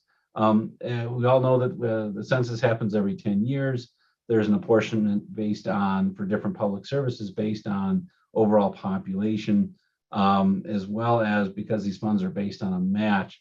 There's so much money that a state can use to pull down match, and RSA identified these agencies on the screen: Kentucky, Missouri, New Jersey. When I say Kentucky, or sorry, when I say New Jersey and South Carolina, those are the general agencies. Both of those states also have a separate blind agency. Kentucky used to, but it merged in 2017 into a single combined agency. So these are generally states that have a general program. And so even if you say, well, South Carolina is a lot different than Virginia, or Missouri is a lot different, it has to do with trying to compare general agencies to general agencies where popular or where possible, just because they're going to have different characteristics than, let's say, comparing the general agency to a blind agency or general agency to a combined agency that serves all individuals, rather than having a separate agency, such as Virginia does for individuals who have significant visual limitations. And one of the things I'll point to is when you look at the traditional metrics. So traditional metrics would be things like how many people are served, how many people exit employment, how long does it take to determine eligibility and to start services. In my first poll through the existing kind of comparison data, I'll be quite honest, Virginia DARS did not look, you kind of look at it the surface, and out of 5 states, they had a lot of rankings of 4th and 5th. But this is where I think it's important to understand that these agencies aren't the same. First of all, very different as far as the service population, very different in terms of the political support, very different in terms of how they've approached and designed and services and who's showing up for services. And so this is kind of where historically we departed from, and we still have all the data that has been historically providing the needs assessment, but we really wanted to identify a couple of other points here to speak to that Virginia has accomplished a tremendous amount, relative to, I think, a very different service population that has very different needs. And so at the top, and if you notice, and I'm sorry, this is me cutting and pasting things from a larger document, you'll notice that I have numbers next to the states. And those numbers do have some significance to them. This is nothing that exists on the federal level. And again, unfortunately, I have the footnotes with it. Those numbers are intended to indicate a state's utilization of order selection, whether even they're in one or not, and then to what extent are they actually have any categories closed. So a state, and this, I'm sure you're all familiar, but does anyone need to have a quick refresher on order selection, or we all feel comfortable with that? We have a few newer members. Okay. Well, so, and I'll put it in as brief, and fortunately, RSA is not on the line to correct me with the official federal guidance and language with how we talk about orders of selection. But essentially what an order of selection is when there are more people requesting services than there are funds or space to be able to provide those services. And so if, let's say we have capacity to serve 50 individuals, but 100 apply, we can't serve all 100. And what a state can do over time is when they do feel like it's not possible to serve everyone within a specific time frame, and there are rules in terms of once somebody is determined eligible, which the statutory requirement for that is within 60 days, they're really supposed to have an individual plan for employment established within 90 days after that. If a state routinely can't move people from eligibility to that plan status within that 90-day time frame because of capacity issues, then they have to look at utilizing an order of selection, which essentially rules that every state can set these up a little differently, but in essence, we have to serve the individuals with the most significant disabilities first. After that, they can start serving individuals with significant disabilities. And that criteria is generally based around the impact of the disability on areas of major life functioning. So some states have 6 or 7 categories, other states have 2 or 3 categories, just based on how many functional limitations as it relates to major life activities put them in different levels. Now, what's important to look at here is when you're comparing Virginia DARS to South Carolina or Missouri, they are not in an order of selection, which means that they have the capacity and resources to serve everyone that's applying for services. And so that, we can talk about why that is, but it generally is they're not seeing maybe the numbers of individuals applying for services. And South Carolina tends to go about things a little differently as far as how they provide services, which can expedite some things. But again, it's a very different system in how it's structured internally. States with a 2 have an order of selection, but they generally have at most 1 category closed or no categories closed. Now, when I say categories closed, what that means is an individual, let's say, is in a state that has a 3-tier system. So individuals who are category 3 have maybe 1 major life area limitation. They may be a 2 if they have 2 to 3 major life activities affected, and then they may be a level 1 if they have 4 or more. If a state can't serve everybody in a year, they start closing categories, and what that means is they still will serve the most significant first, that category 1. Individuals that are, certainly have a disability, have a major an implication with major life functioning. Let's say that category 3. They may close that category 3 from the standpoint of saying, when the next space opens up, we're not even going to look at that category 3. We're going to tell them that we're not able to come and serve them at any time soon. Virginia DARS, based on the growth of the population of people applying for services, as well as other factors, not only had an order of selection in place, but had multiple, if not all categories closed at certain points in time.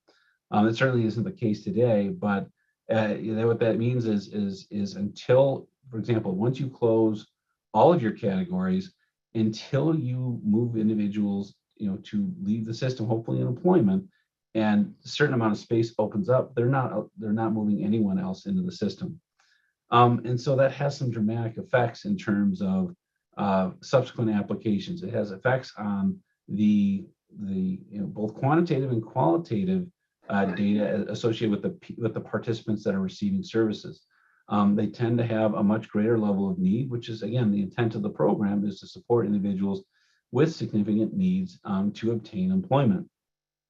So what ends up happening is you start seeing a shift in, we can think about this logically, is if I have individuals that may require substantially more support, training, additional services to be successful, we want to provide those, but that then extends the length of services. It extends the time, throughout the program.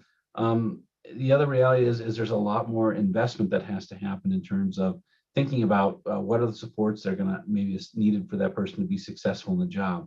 When we think about setting up accommodations, doing effective job coaching and short-term supports, long-term supports that are needed, working with businesses on how to provide certainly those accommodations and support the individual for the long term. So there's a host of different factors. So you actually see what I call as a quantitatively and qualitatively different population. And where that becomes very clear is if you look at the first two lines, we indicate that Virginia DARS is ranked 4th and 5th. It takes them longer to determine eligibility. Well, they're seeing a lot more.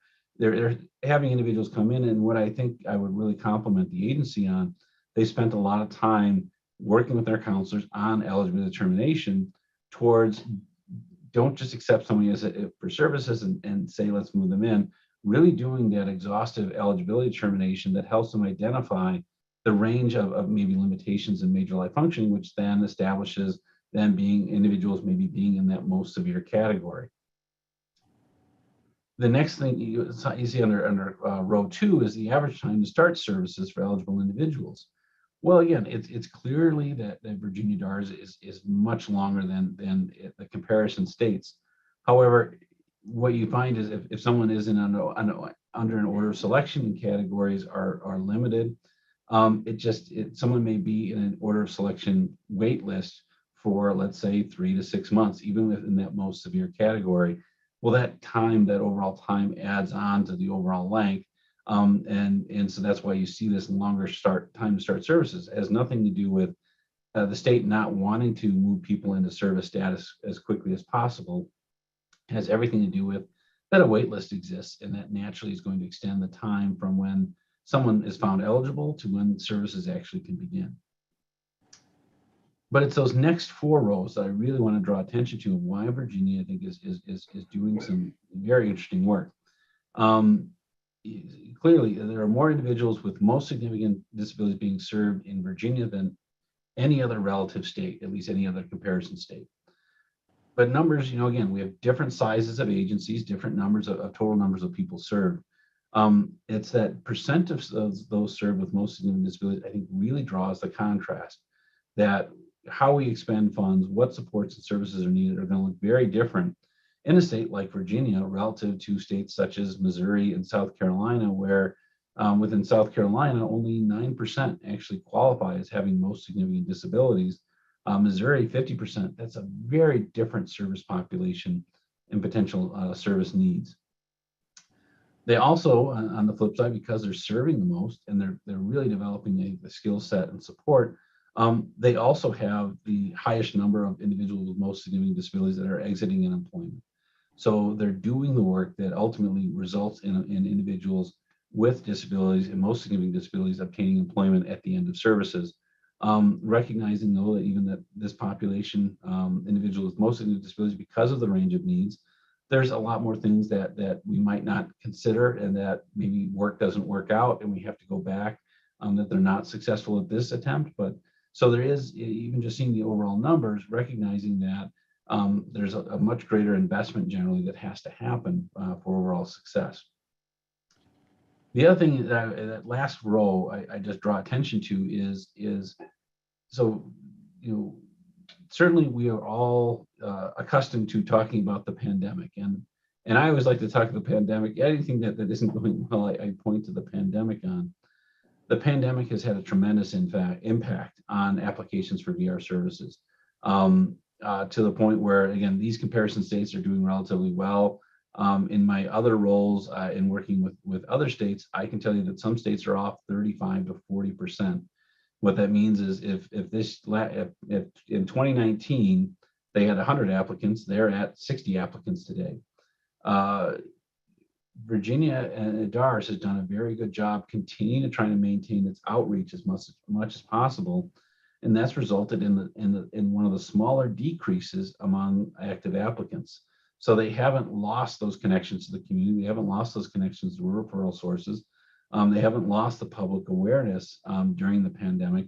It certainly has declined, but much less so than what we see other areas nationally. And as you can see, everyone's basically seen a significant drop, except for New Jersey, and starting to talk with them about they had some very specific initiatives that they were doing during the pandemic to maintain those supports. And I'm sorry, Vicki. Vicki put me on first because she knows I'll filibuster the entire meeting talking about data because I get excited.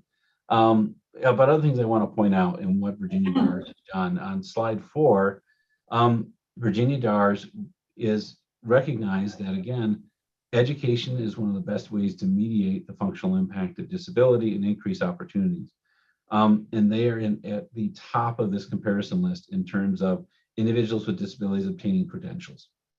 They are at the top of this list in terms of there was already an expectation they would be at the top based on what's called a negotiated measurable skills gain, which is what are the concrete skills that are being developed by individuals through education that may not have a certificate associated with it, but there's certainly a skill that has been identified that the person has learned.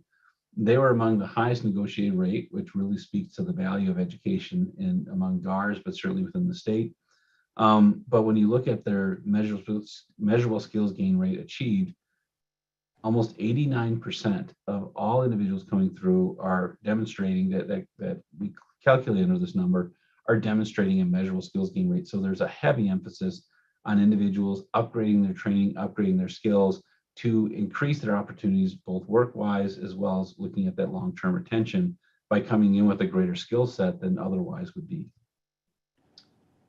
On slide 5, I do get into expending of funds and looking at where funds are being expended.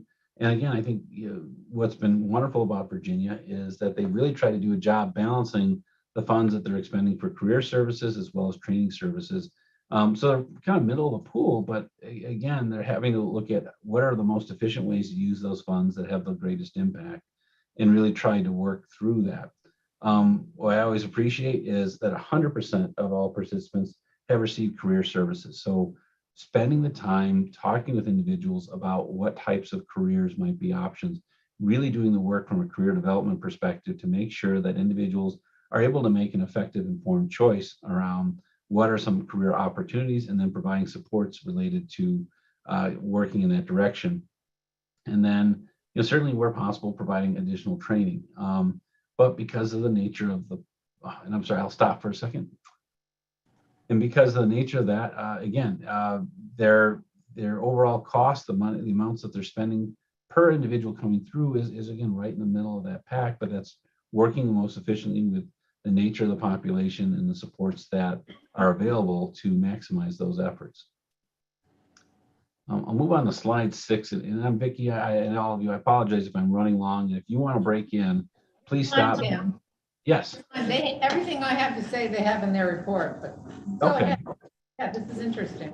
Yeah, so when we think about applications, so I do look at what's happening in terms of applications. And I do want to look at this idea of, are we seeing dramatic decreases or declines in one population versus another, which then may speak to a need for more focused outreach. And as you can see, the only group that actually increased for the most part, with the exception of 2020, and program years work differently than every other year that's out there. A program year runs from July 1st through June 30th. So when we think about 2020, this is July 1, 2020 through June 30th, 2021, during the height of school closures, at home, people, it's just after the event where we had the complete shutdown. But if you think back to where we were in July, August of 2020, things were still a significant shutdown because certainly vaccines weren't available. We were still trying to track, overall case rates. And so every state we saw a dramatic drop in. But in looking at the population here, the Caucasian white population stayed relatively comparable as far as overall application rates. What was more concerning is looking at, for example, Black or African American. We actually saw a decrease prior to the pandemic, which might indicate that that those efforts to maintain connection to those communities actually were starting to falter before the pandemic occurred, and then it kind of remained at that level. The other group I point to in both my report as well as the data is looking at the participation among individuals who are Hispanic or identify as Hispanic. It kind of fluctuates back and forth, and that's to be expected. The greater concern there is that from the census data, individuals who are Hispanic represent about 9.5% of the total population of the state of Virginia. And so when we think about comparable statistics, if we see one group being dramatically below its population estimate, that tends to be more of a concern of that there may be greater outreach needed to increase their overall proportional level of applications. And jumping into slide 7, what I look at in here is looking at, what are the nature of some of the outcomes as far as, people leaving services. And overall, again, the percentages have changed a little bit over time, but not dramatically so. Probably a little lowest here at the end, getting close to the end of the pandemic. Hopefully, I should knock on wood, because I always worry when I've said that at least 4 times and it never has come true. So I got to be careful using that language. But you do see a little bit more drift between the number of individuals who are exiting not in employment versus exiting in competitive integrated employment. And I apologize for leaving the acronym but not walking through it. So when we look at the end of services, whether it be career training that were provided under an individual plan for employment, there is starting to show a little bit of a gap, but again, it's not unexpected, given that even in program year 2020 by the end, but for most of it, individuals were rightly so very concerned about going to work. The most common types of work that are available were, that people were still hiring for initially were in service areas, which increased your exposure to the virus, increased your exposure to potential contagion. And so, given, I think greater health concerns, kind of the rollout of the vaccination status, you didn't see a lot of individuals looking at maybe human service or service-related industries, which unfortunately do make up a fair portion of individuals who are exiting services. So that's something to keep an eye on that I mentioned, but just to think about. I got, I think, 2 slides left if I'm right here. But a positive note, and when we get to slide number 8, which is our median weekly earnings, during this time, I think the state and the counselors working with individuals have really focused on what I call the quality.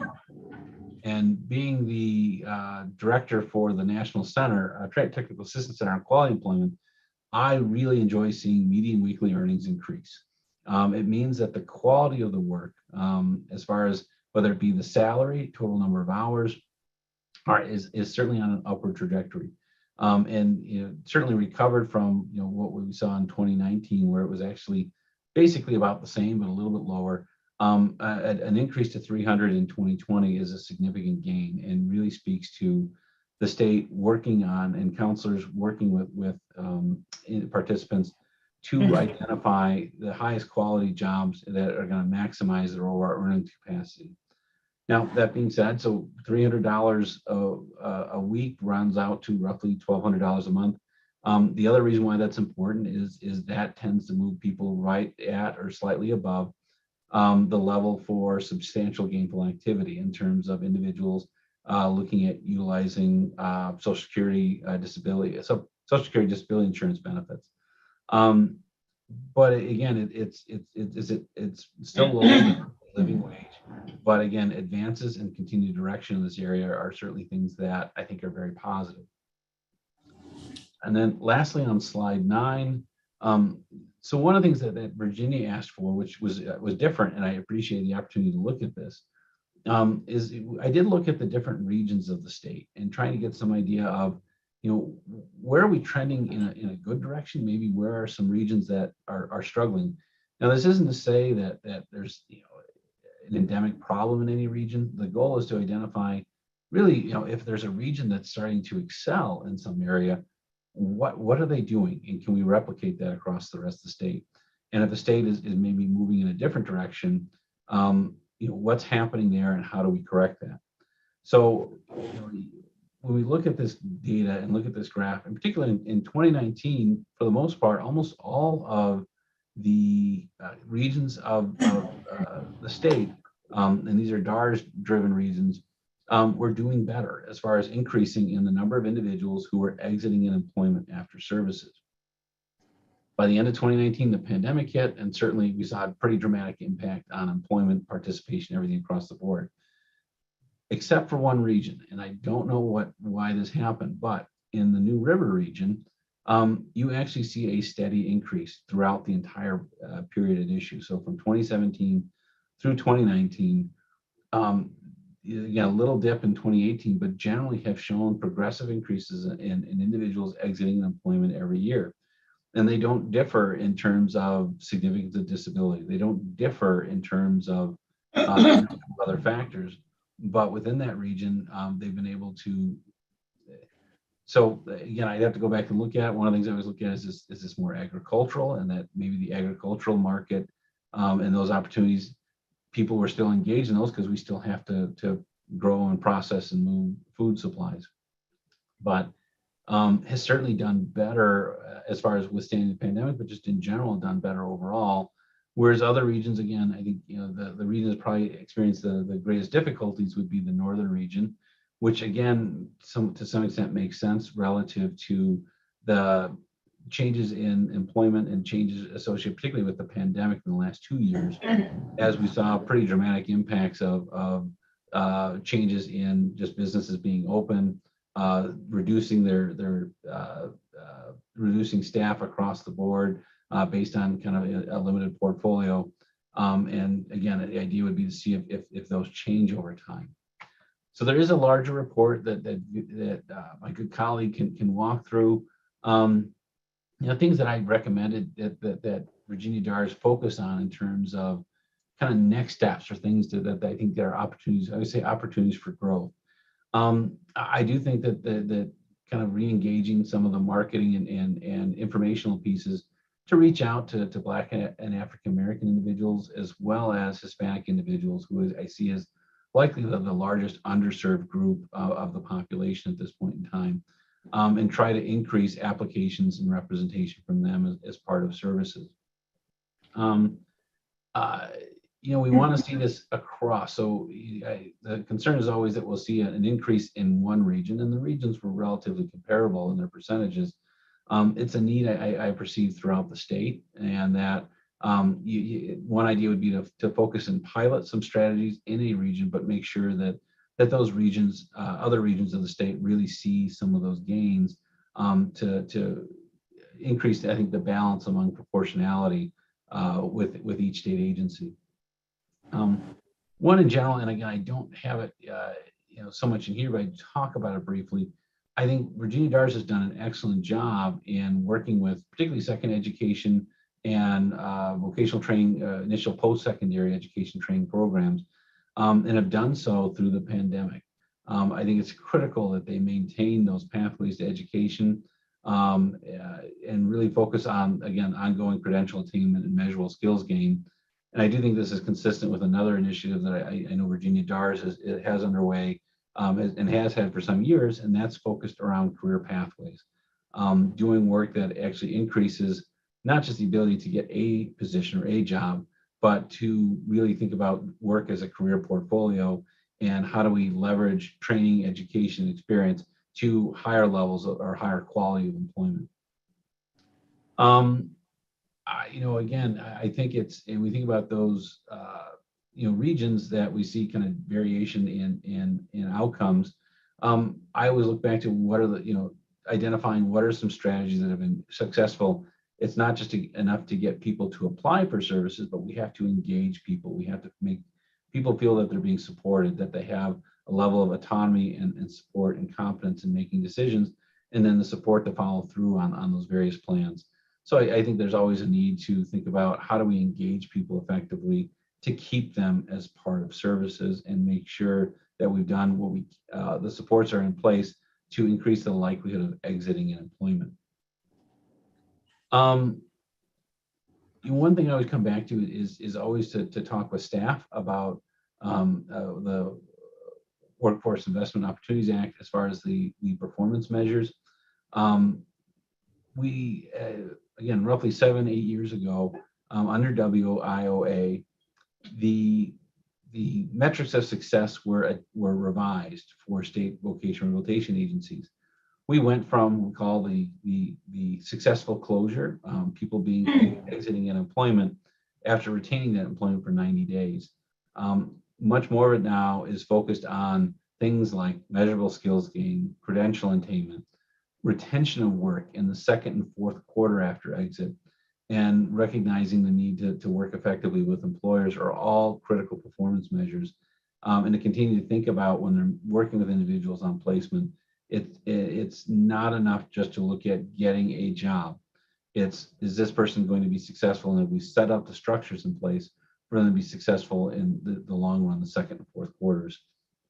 And along those lines is to continue to work with businesses to engage from a dual customer approach, but engage businesses to a level where they are ultimately a partner in the process, that the individuals that we're working with on in terms of whether it be job placement in it could be support employment, customized employment, or again other forms of employment. Are we doing the work to make sure that they're successful? Are we creating one of the most important mechanisms to help individuals obtain and retain work, and that is work-based learning experiences such as apprenticeships and internships, on-the-job training, things of that nature, to let individuals get some real work experience in a real work setting, receive a paycheck for those type of things, or at least a sense of growth and gain.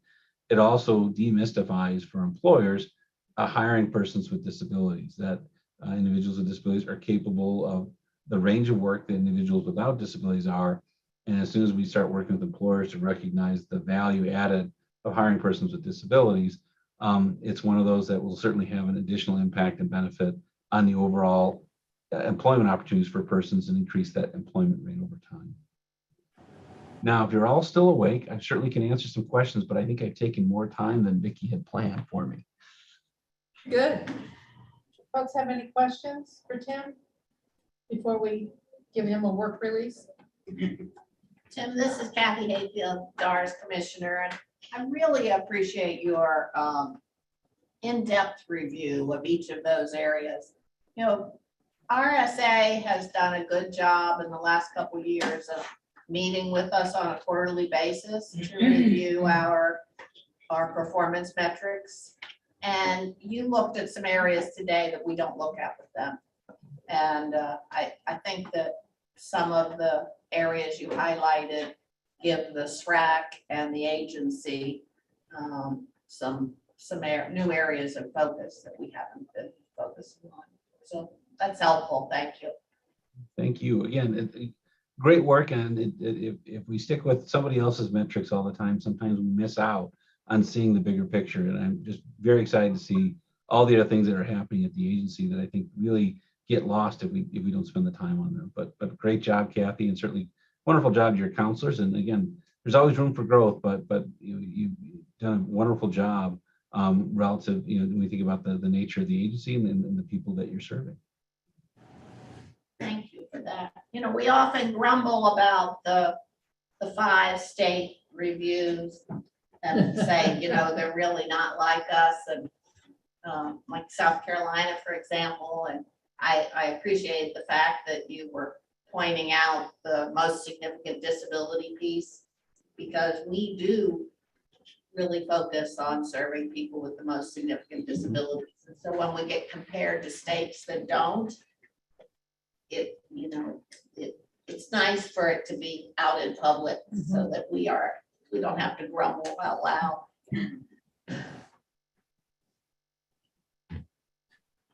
Thanks, Tim. Are you gone? No, I'm still here. I'm just being quiet for once, which I know is a shock to everyone in the room after that long diatribe. But I'll mute and I will stay on as long as I can. I do have another appointment in a bit, but thank you all for the opportunity to come today. Here you go. Thank you, Tim.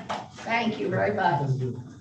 It was really nice not to just look at the numbers, but to hear, some of the different layers behind it. Because maybe an initial look, you might think, oh, this isn't so good, but it's like, no, there is some good stuff going on. So, there we go. So we were also asked This is to. Jenny, if you wouldn't mind. Oh, I'm sorry. I do have a question. It's not a question, but it is a comment. I'm looking at page 3 at the top when it talks about funding that's spent. And the Virginia spent 14,000 million, and then South Carolina had 13 million, and then beside that, it says most serious disability on page 2 at the top for Virginia, 9.2%, and South Carolina is 9%. So then what is South Carolina spending their money on? And yay, Virginia. Nice job in Virginia. What they're spending their money on. Yeah, they're just, so South Carolina has set up a very different system in terms of 95 to 98% of all services are actually provided internal to the agency. So whereas Virginia DARS has done a great job from efficiencies of scale, working with, I think, a range of great vendors and making sure those vendors are highly qualified and trained. South Carolina has actually brought all of that in-house. So when you look at a lot of the different training expenditures, they're spending a lot more for, the question would be, is it a wise expenditure the way it's structured, given the difference in population that they're serving? But because they've moved it internal, instead of having a contract where you are contracting with a vendor that's, has a different pay rate, different benefits rate, et cetera, they're contracting with other state employees, which just different benefit rates and et cetera. And just the amount of time and we can get into caseload size is roughly 50% of what they are in Virginia. So as you increase the number of people that are working with any one person, you dramatically increase the cost of that. And again, I'm glad that South Carolina is doing well with the population they have. Such a model, I think, would be catastrophic if you tried to implement the same thing in Virginia and do it well with the nature of the service, the population being served. Okay, I do have a follow-up question to that. Please. And this is Jennifer. So the DARS policy with ICE, you have a person who is not an undocumented immigrant potentially, and they apply for services. Can they get services through Virginia DARS? Boy, that's a question. Yes. Kathy, you bail me out. So on that. Kathy said yes.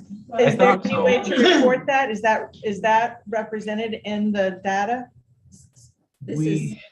No, there's not an undocumented status that's not identified under RSA 911 data.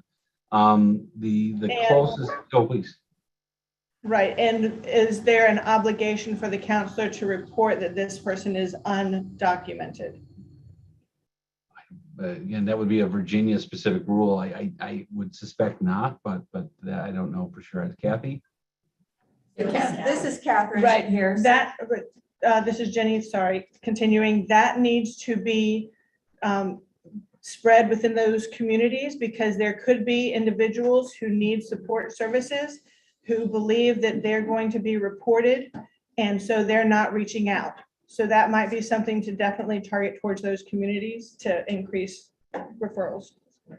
This is Catherine Harrison. So to serve someone, they have to be eligible to work.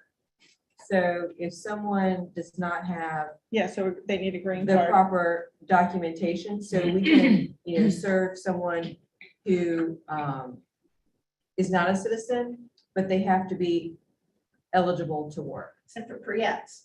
Except for pre-X, and those would be the potentially eligible students Okay, who have not been Thank determined you. eligible for VR. But for the VR program, you have to be eligible to work.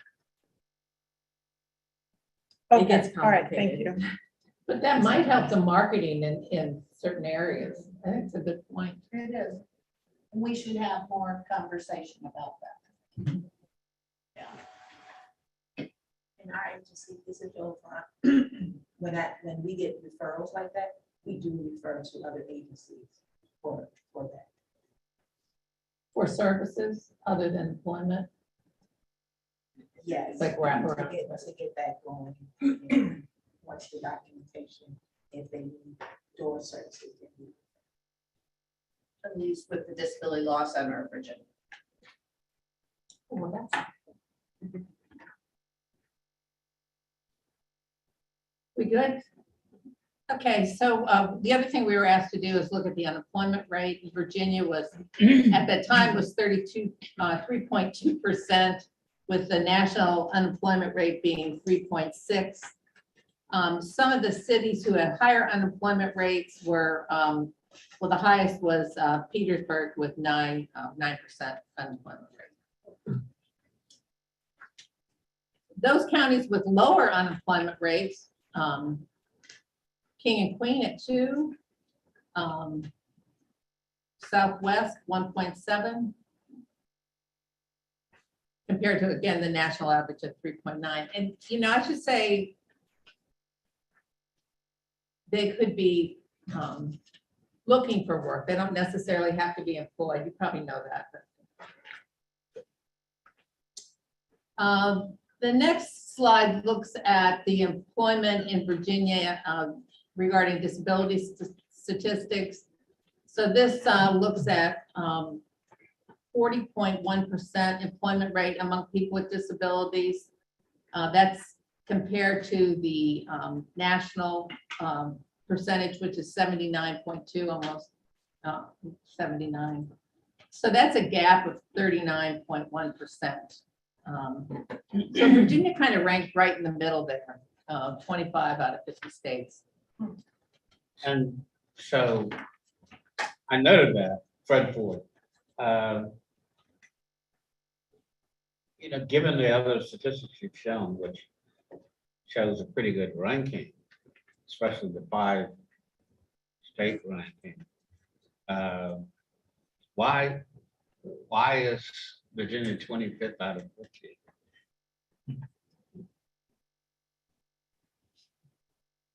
Yeah. We don't have an answer. to that, no. This is Aaron Foster. I was just curious if these numbers account for government or federal employment, or is this just private? No, it would be inclusive of. So Virginia does have a pretty high number of federal and government employment. So it could be, especially the military, there could be some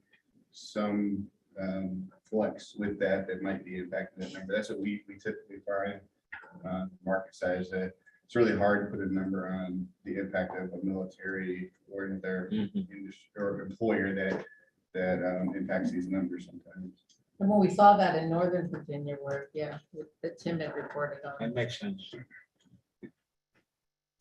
So the other thing we were asked to do was to do focus groups, and we did focus groups with Virginia DAR's staff. We did it with employment service organizations, and then we had individuals with disabilities and family members. it wasn't, large focus groups. We had 44 staff members, 33 ESOs, and 25 individuals with disabilities and family members. So not a lot of data there. Some of the themes that came out from the focus groups, you can see here were underserved and unserved. We talked about barriers. They talked about VR issues. They talked about issues with ESOs, CREATs. There was a lot of discussion about when they talk about underserved, we're really referring to a lot of individuals with English as a second language and having those resources. They also thought it'd be helpful if DARS had more specialized roles and responsibilities. And they thought that there was just really a lack of knowledge about DARS among potential clients. So maybe going back to Jennifer was talking about our marketing. Another point was, and this is probably during the pandemic, participants discussed a lot of turnover with ESOs.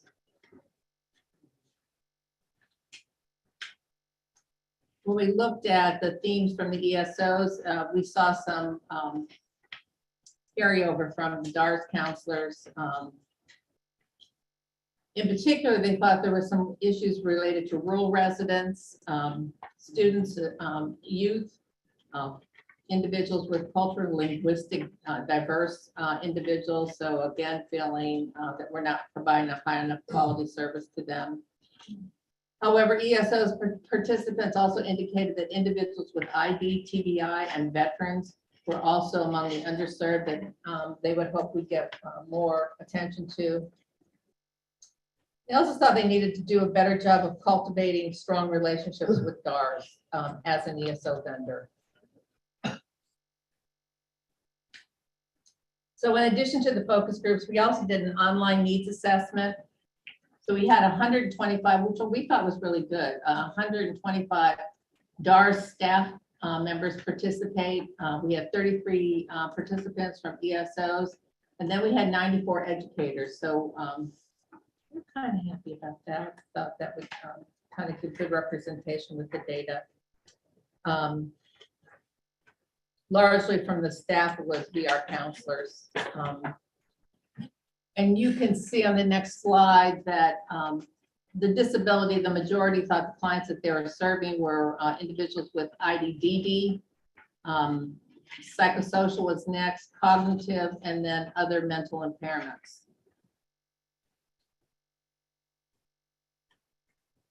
So that's what they thought. Yeah, well, that was what they said, they Right. reported. But the ESO group said lower on ID, TBI, and better. So what does the data say? So the data would really be the 9/11 data. Right, and we know that, Barbara, the top population we serve is cognitive. The IDD. Right. The IDD or cognitive. Right, so the IDDD followed by psychosocial. Which This is, Jennifer, I have a question for you. Why does this say hearing instead of deaf? Why is they identified as hearing instead of deaf or hard of hearing on the slide?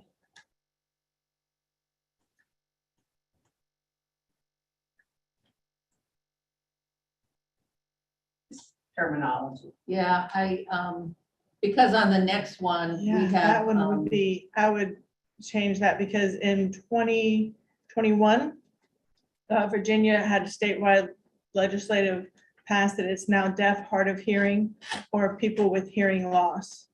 And that's General Assembly passed to change that terminology. Thank you, Jennifer.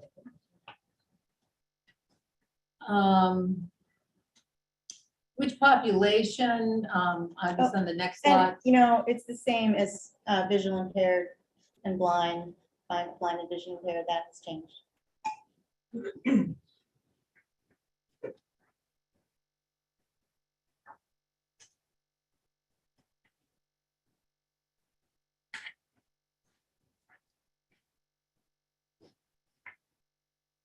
So which population do you feel is the most unserved?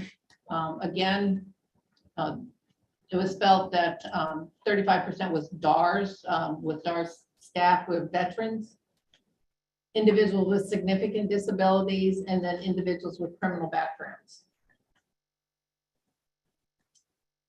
And if you want for, there's a handout in your packet. I'm not going to go through the whole listing, but barriers to accessing DARS services, accessibility to DARS was a top barrier, just physically getting to DARS as a public transportation with limited public transportation. And then limited disability-related transportation, and then limited social or family support. Fred Ford. The criminal background issue, as I recall, in one of the other slides where you asked about difficulty in placement, placing people with criminal convictions was particularly reported as a very difficult issue. So, and yet they're the most, well, amongst the most underserved. Which suggests to me that whatever we're doing, we need to take another look at what can be done to improve the situation. For example, I once hired a person who had been in prison, and she started her medical service training. Well, actually, not medical. She started some training in prison, and then she got out, and enabled her to get a job in Virginia Beach at the beachfront, as a maid, or whatever they call it. But then she had developed some skills that allowed her to go ahead and start her medical service training. I was, a lot of people wouldn't have hired her. I had the discretion to hire her because it was basically not a serious conviction that required that I not be able to hire. So I took a chance on her because I was impressed that she had started her education in prison. So I have a question as to, are we doing that? Are we offering in prison services? I think there was more in the past. I don't think it's as strong as it is as it was then. I think we're doing less. Because once they get out, if they don't have immediate employment prospects, that's a significant barrier, and the likelihood that they will even be aware of the services we offer, let alone take advantage, because they have other avenues, criminal avenues, that they are forced into. But I wonder too now, with the unemployment rate of 3%, whether we find a business community that may be more open or accepting or willing to consider where they might not have in the past. I know we've had DARS clients that, or they call it having a bracelet on their ankle, and we found that individual employment. Our employment specialists kept lists of employers who are more open to it. I just had a conversation with a neighbor lady about Target is like, really, you don't want to be doing anything wrong and then try to go to Target, because they will, you're out. Well, this young man had, he didn't have a conviction, but he had an arrest, and it was petty larceny. And I think at one time, if you had petty larceny, you never would have made it through any of the levels at Target. And he did, because they are in such need of workers that I think they're now just willing to take more of a risk, or some managers are, not all. Yeah, and I think one of the things that we can do in working with employers, potential employers, is to how should I put it? Increase their knowledge. Yes, yes, exactly. About criminal convictions and get them to a point where they at least investigate. They don't just look at a report and say, okay, you got a conviction, that's it. They at least talk to people and find out why. Yeah. For example, the lady I was talking about, she was arrested on possession of drugs. According to her story, she was with her boyfriend in a car, and the police raided the car, found drugs, and because she was in the car, she was accused of possession. Of course, she didn't have adequate legal representation, and so she got convicted. But she didn't have any other history of ever being involved in distribution or possession of drugs. So I listened to that story and responded to it, as opposed to just seeing conviction for when a criminal background check came through, And one of the things we have our ESOs do is practice telling that story. Yeah. Before they talk to an employer. That's a So good what is the story? Let's practice that. Yeah. Barbara, I just wanted to point out that, Who are you? Barbara Burkett and, research analyst and division of policy plan. I wanted to point out that in our career pathways grant, which is its first, year right now, that underserved populations, specifically those with criminal background histories, are a focus of that grant. So I think it's an innovative approach, and we're certainly looking at that. I think we see changes. That's awesome. And this is Kathy Mayfield. We certainly have regular contact with the prisons, especially with our substance use disorder counselors who will make presentations for people who are close to being released. We do not provide services while people are in prison, but we do make connections so that when they come out, they know where we are. And now that all of our categories are open, we're probably going to be better able to serve people who are exiting prisons, because we're not only serving people with the most significant disabilities. So I think we have opportunities to serve more individuals that way. Is there a reason why you can't provide services while they're in prison? Yes. You have to be eligible To go to work. This is Heidi, going back to my previous life many years ago. The Department of Corrections, through the Division of Correctional Education, has a lot of training programs for people who are in prison. So they can go through those programs and get their certifications. And then when they're ready to release, that's when they would transition to ours. Okay. That sounds like it works well, but it's not as smooth as Heidi just said it, of course, but optimal. That did sound really good. And a lot of times, Madeline here, and a lot of times it does depend on which facility you are housed in, because if you're housed in a regional, like take Henrico has 2 regional jails. The West End jail does not have training and education. The East End jail does. Yeah, my previous life. So the East End jail has a lot of programs. They have the auto mechanic program. They have some, because they're in rural areas, like farming and agriculture stuff, they have wide variety. That jail also gets more of the services too. They get the substance abuse services and the health services. The Western jail does not get that same treatment. So it's almost like they're 2 different worlds, but they're run by the same overall agency. So that happens too. You know, you could have like Goochland, you get more full, but that's penitentiary. So it's all about where cows, sorry, it's different, like. Yeah, that's a But, good yeah, point. I yeah. was only referring to the state prison Yeah. system.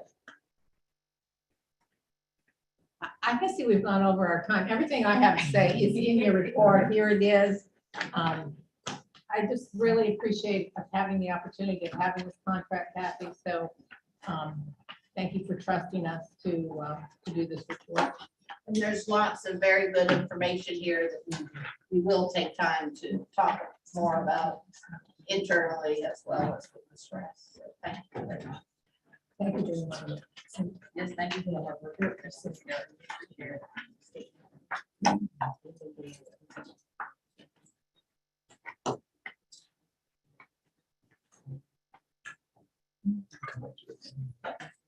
It's good when we go over time. That means we're having time. Yeah, and that was a great point. I'll skip it.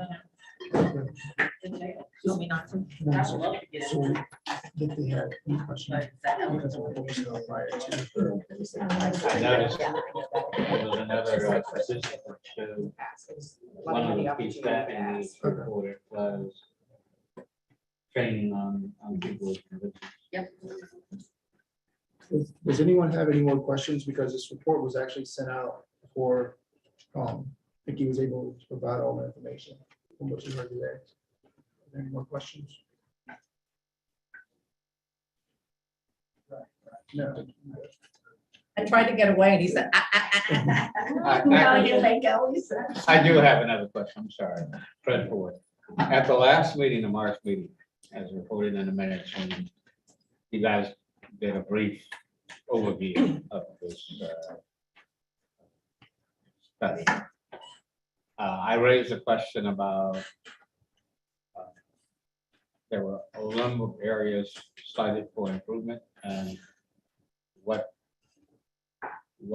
specific measures are being put in place to target certain key performance indices that you want to try to get to? And that's a question for the agency and not for Virginia Commonwealth University. Although I'd love to have. I was gonna just ask that take question and run. with you when you gave your report, Commissioner. Too late. Yeah. But I thought it came under this report, so I thank her. thank you. Yeah.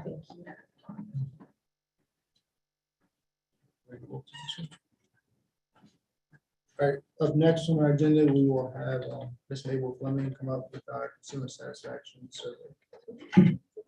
That's fine. All right. Good afternoon. Welcome to Doris. How many of you have read the report already? Anyone? Okay. All right. Well, what I'll do is I'll give like just a brief background. Around 2002 to 2013, this survey was done among consumers with closed, cases closed, either with employment or not without employment. And what we learned from that is that Doris was very good on the front end, how we're being treated, explanation of services. But in the middle and actual service delivery, our scores were not as well. And so in 2014, along with the State Rehabilitation Council, we worked to come up with a survey that could help us capture information during service delivery. So this is post individualized plan for employment, but prior to employment. And with that, we had questions that were related to counselor relationship, working with the counselor. And that survey, what we found is that consumers may not be talking to their counselor, but they may be talking to people in the office. So in 2019, we worked together with a committee within the State Rehabilitation Council to come up with questions that would help us, capture the information regarding counsel relationship, but also information from the office perspective as well. And then also in terms of consumers' perception of the best thing that is helping them, what would help them move closer to their job goal, and a question that was related to whether or not they were moving forward in their job goals. So they could say yes, no, or don't know. So with this report, this is 2021. So within this report, what I've done is to just show the trends from 2019 to 2021. So the three main things there are that the perception of moving toward employment in a timely manner had a rebound from the 50% drop in 2020. So it was up slightly to 54%. Perception of maintaining contact was 1 percentage point below the prior 7-year average, and it was 71% for 2021. And for plan agreement, because with plan agreement in fiscal year 2020, that was the first time that that score had dropped below 70%. And so in 2021, it did not drop anymore. So everything pretty much, we sort of either rebounded from 2020 or maintained just slightly with where we were with 2020.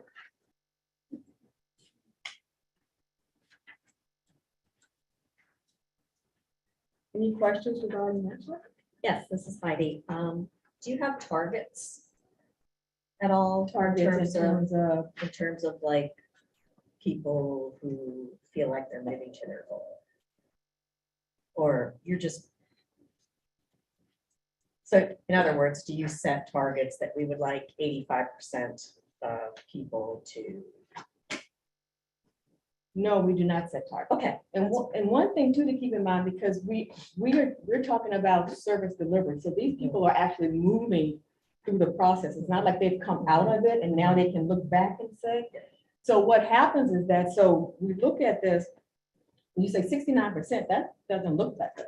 Well, the fact is that when you look back at some of the reasons that people respond to these different questions, so has your counselor, like for example, have you heard from your counselor lately? Okay, so you could walk up to someone and say, have you heard from your counselor lately? Or no. Well, you can talk to that person and you can find out, oh, see, I'm in college right now, so I haven't talked to her. Those are the type of reasons we sort of see. I haven't spoken to my counselor because I haven't spoken to my counselor because I'm away in college, or I've been sick, or you know what I'm saying? It's like your personal, we're learning the personal reasons that are going on. So to set a target for 85% would be sort of like an unreal target. And yeah, then, I didn't mean that yeah, number in particular. Yeah, but yeah, I know what you're was saying, but can we just come up higher? And maybe we could, if we work with the counselors, maybe we could come up with like, what kind of target could we come up with based on what you all experience? But they would have to be involved. And then the other thing too is that, Kathy, I'm coming back, Kathy. Okay, the other thing too is that I had been using California as a comparison. Up until this year, it looks like California is changing their format. But the reason I say that is because they had questions which were somewhat related to the things that we were asking, and their percentages were sort of similar. So that's what helped, that we did have something to look at. Thank you. I'm not saying you should, I just was Yeah. curious. But no, it's a good question though. It's a good question. Okay, I think Kathy was getting ready to say, were you getting? And I guess I was responding to Heidi's comment to some degree that it seems like as a result of the consumer satisfaction surveys that are administered, we might want to say 69%. So I'm looking at that one. FY 2021, 69%, the same as 2020, and 5 percentage points below the prior 7-year average for plan agreement. Well, that would sort of jump out at me as, that's a drop. And so it seems like it would make sense as the SRAC is reviewing these, the State Rehab Council, to come back to the agency and say, why don't you look at that and do some work with your counselors to ascertain why it's dropped? And you might want to recommend to us that we come up with a goal to try to increase those in some sort of strategic way. So I'm responding to Heidi's comment there. I don't know that we'd ever hit 85%. That was just a But- number I threw out in the air. Right, We were in, but we were, again, going back to when we were doing the survey on the closed cases. Again, the front end things, and if you look at some other states too, with some of them I've seen. If you ask people the front end stuff, it's good. How are you being treated? Oh, I love it. Oh, but when you get down to the actual delivery of services, I don't know. I still believe it has to be a team effort. It could not be where we just Oh, in absolutely. policy and planning say, okay, we're gonna set this target. No, I Yeah. agree completely. Yeah, because things look good on the front end until you start digging in, getting something. you I'm know? also aware that, this is Heidi again, that Yeah, most of the time, people who respond to consumer satisfaction tend to have more of a response from people that are not happy than or people that are really happy, and the people in the middle kind of just don't respond because they're busy or whatever. Sorry, Thank you. didn't mean to. Oh, no. Well, thank you. I think one of the nice things is too that Mabel, you've been able to sort of intercede and, and when issues have arisen, that you've been to work with the field to help address some of those too from clients. Yeah, and that's a good point, especially if this has been more awareness to me this year. Maybe like the latter part of 2021 and beginning of 2022, is that I'm with the email notifications, and not everyone has email that we have access to. Okay, but with email notifications, when people send, some people will send back a response and say, hey, like this the other day was like, I sent my financial aid statement to you. Did you get it? Well, I'm not the counselor. Right. And so then I said, okay, I'm the research analyst for consumer satisfaction. I'm forwarding this to your counselor. And so then that counselor then responded with, that's been the neat thing. So now it's this interaction with all of us so we can copy each other. And so the counselor is sending back and saying, okay, I need to dig into this. I have not seen it. So see, they would have never known that. And so the consumer would have said, oh, well, I sent it to you and I haven't heard from Doris in 6 months. So that's the type of thing that you, and so another good one was the consumer sent the email back. I want to switch to Lynchburg office. How do I do that? Well, I contacted the manager and the manager sent back, he said, it's in the works. So it's like been fun this year because it's been more dynamics going on. so email, this is Kathy, email has helped. Email in terms of someone who needs something, they will respond back if they want to say, I need this right now. But in terms of people responding to the survey online, that really hasn't, changed that much. Because people, they still prefer the paper. Majority of consumers want to complete it by paper. Yeah. And that's again, possibly, again, we were talking about earlier. I mean, it's a different makeup. Every agency has a different makeup of consumers. But that's the dynamic that's been going on lately that's been, very helpful to hear back, other than just coding that person and saying, oh, this person is coded as other, they didn't complete a survey, but something did happen for that person. Thanks, Catherine, for reminding me. Any other questions? Yes. I was curious when you said you. Oh. Go ahead, I'm sorry. I was just curious, you saying it's just California. Only because within the last couple of years, California they were sending their survey open cases. They were doing email and they were doing mail, similar to us. And their questions were similar, where I could look at their questions and see how close their question was to mine and see the percentage. So if they were at 69% and their question was related somewhat to the questions that we had, then I can say, okay, well, maybe that is right. Because some states I look at, and when you look at their questions, a lot of their questions were all the good questions. The questions that will bring an 85%, because it's not talking about service delivery. and so that's the sort of the thing that we deal with. When I look at states that have the high scores, you know, just look at how they're wording their question.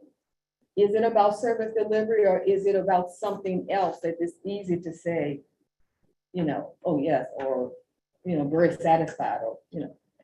But I think when you get into service delivery, that's what you're going to get. I just believe it would be hard to get 85% in the middle of a service delivery. So we, no, I'll never live that down. You know what I'm talking about, though. It's not you. It was good that you brought it up. It's a good discussion to say in the middle of service delivery. I mean, even for us, when we're doing products, when you're getting service, you know, what would happen in the middle of the service when things aren't going well? When your garage door, you order a garage door, for example, and the garage door can't get there, right? Who's at fault? I mean, people have back orders. Yeah. You know, and the students go to college. They go to college, they're, you know, they are in their program, they may be focused in that area. So I love your question, actually. Could we wipe that out there? Any more questions? This is Fred Ford, but at the same time, in the other data, I'm not confusing agencies. It indicates from counselors that they are understaffed and overloaded. So I would expect consumers to report suboptimal service. I would say too that most of it, some of it, I'm not going to say most of it, I'm going to use that term, but you do hear things about being able to get in contact or haven't heard from a counselor in a long time, but sometimes, I put it this way, one time I looked at the survey, and I think that was last year, I looked at the results from the perspective of people who had completed the survey and then their case had closed. And we saw the same thing that we saw when we did the 2002 to 2013, that the people who closed successfully had the higher rating. Their higher ratings were going to be near the 80 because they closed successfully. So something was clicking. Something was clicking with them all the way. Something was clicking with them all the way through the process. But the people who were not employed, when you looked at their closure reason, the closure reason wasn't connected to counseling at all, but I think was unable to locate.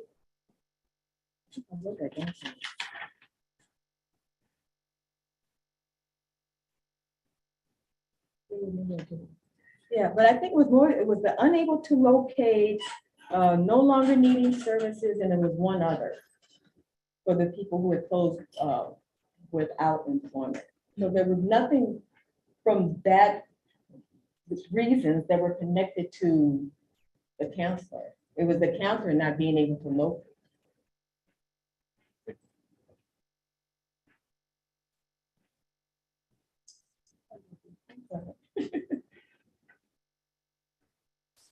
Is that it?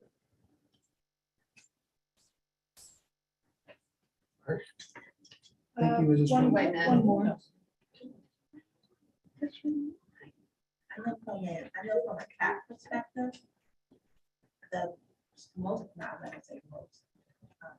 the cost that we get is from the 30-day letter. It's lack of contact on the client side. Usually that's a quick stop as far as the closure. And the client is usually, I'm just trying to reach my counselor at the 30-day letter. Usually when we get involved, it's usually the client is just trying to contact the client. And from a CAP perspective, we're usually like, okay, let's stop this. And it's usually they're just trying to contact them.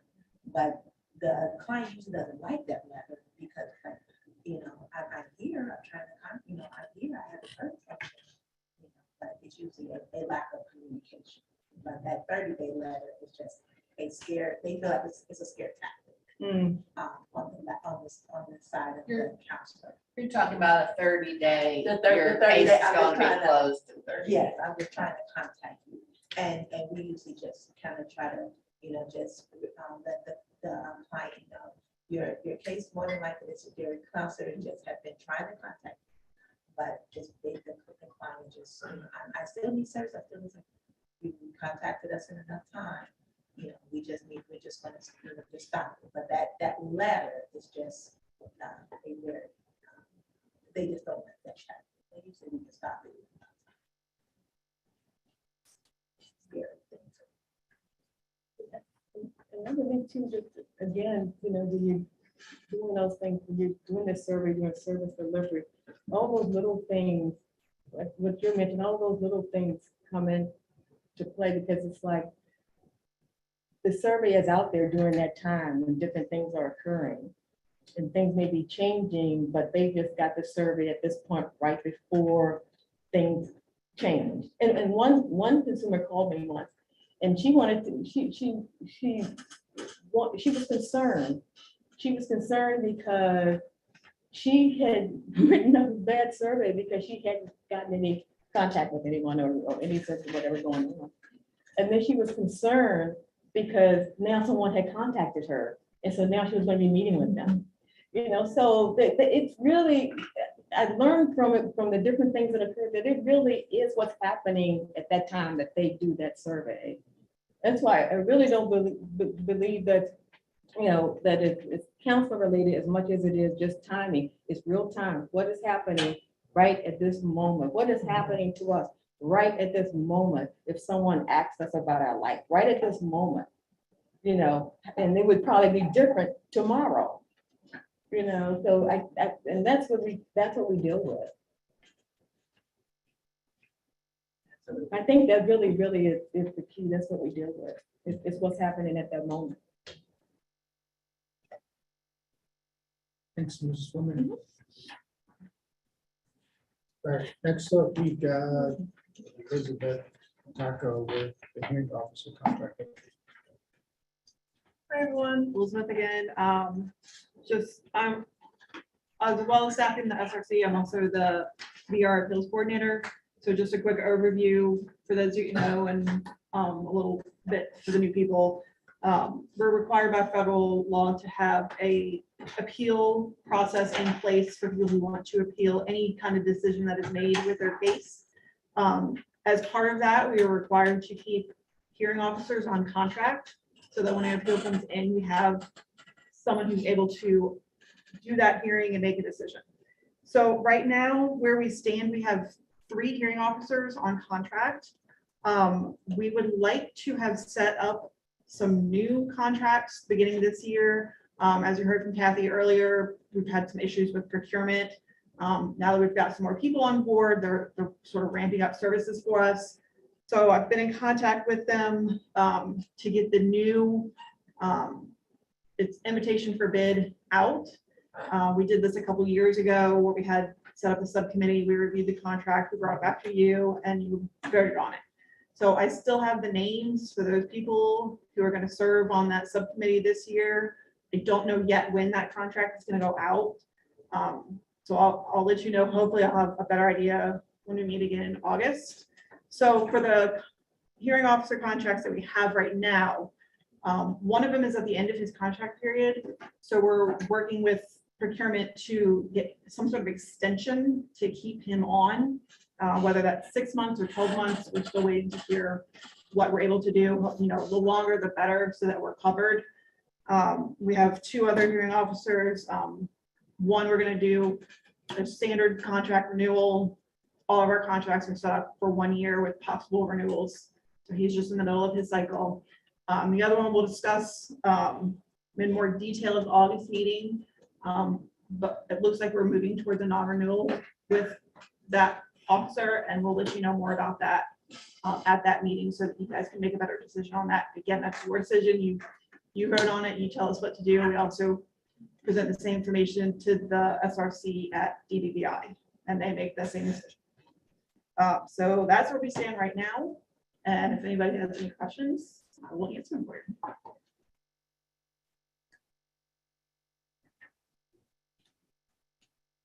Questions? Good, thank you. Next up, we have our VR state plan update with Catherine. Hello, and I can be very efficient on this one. So I know Leah gave you, Leah Mills provided the update the last meeting. So just wanted to give you sort of a refresher where we are. So we have submitted the VR portion of the WIOA state plan, as well as our other workforce partners have submitted their portions. We had part of our plan sent back asking for some additional clarifications, and we provided those. So we're waiting for official word as to that we've officially been approved, but unofficially, we've been told that the VR portion is, thumbs up. But we also know that there have been other portions of the state plan, particularly in areas that are combined with all the different agencies that have been sent back. And so we're going to be working on, the multiple players will be working on getting those revised and getting those resubmitted. So it is still a work in progress, but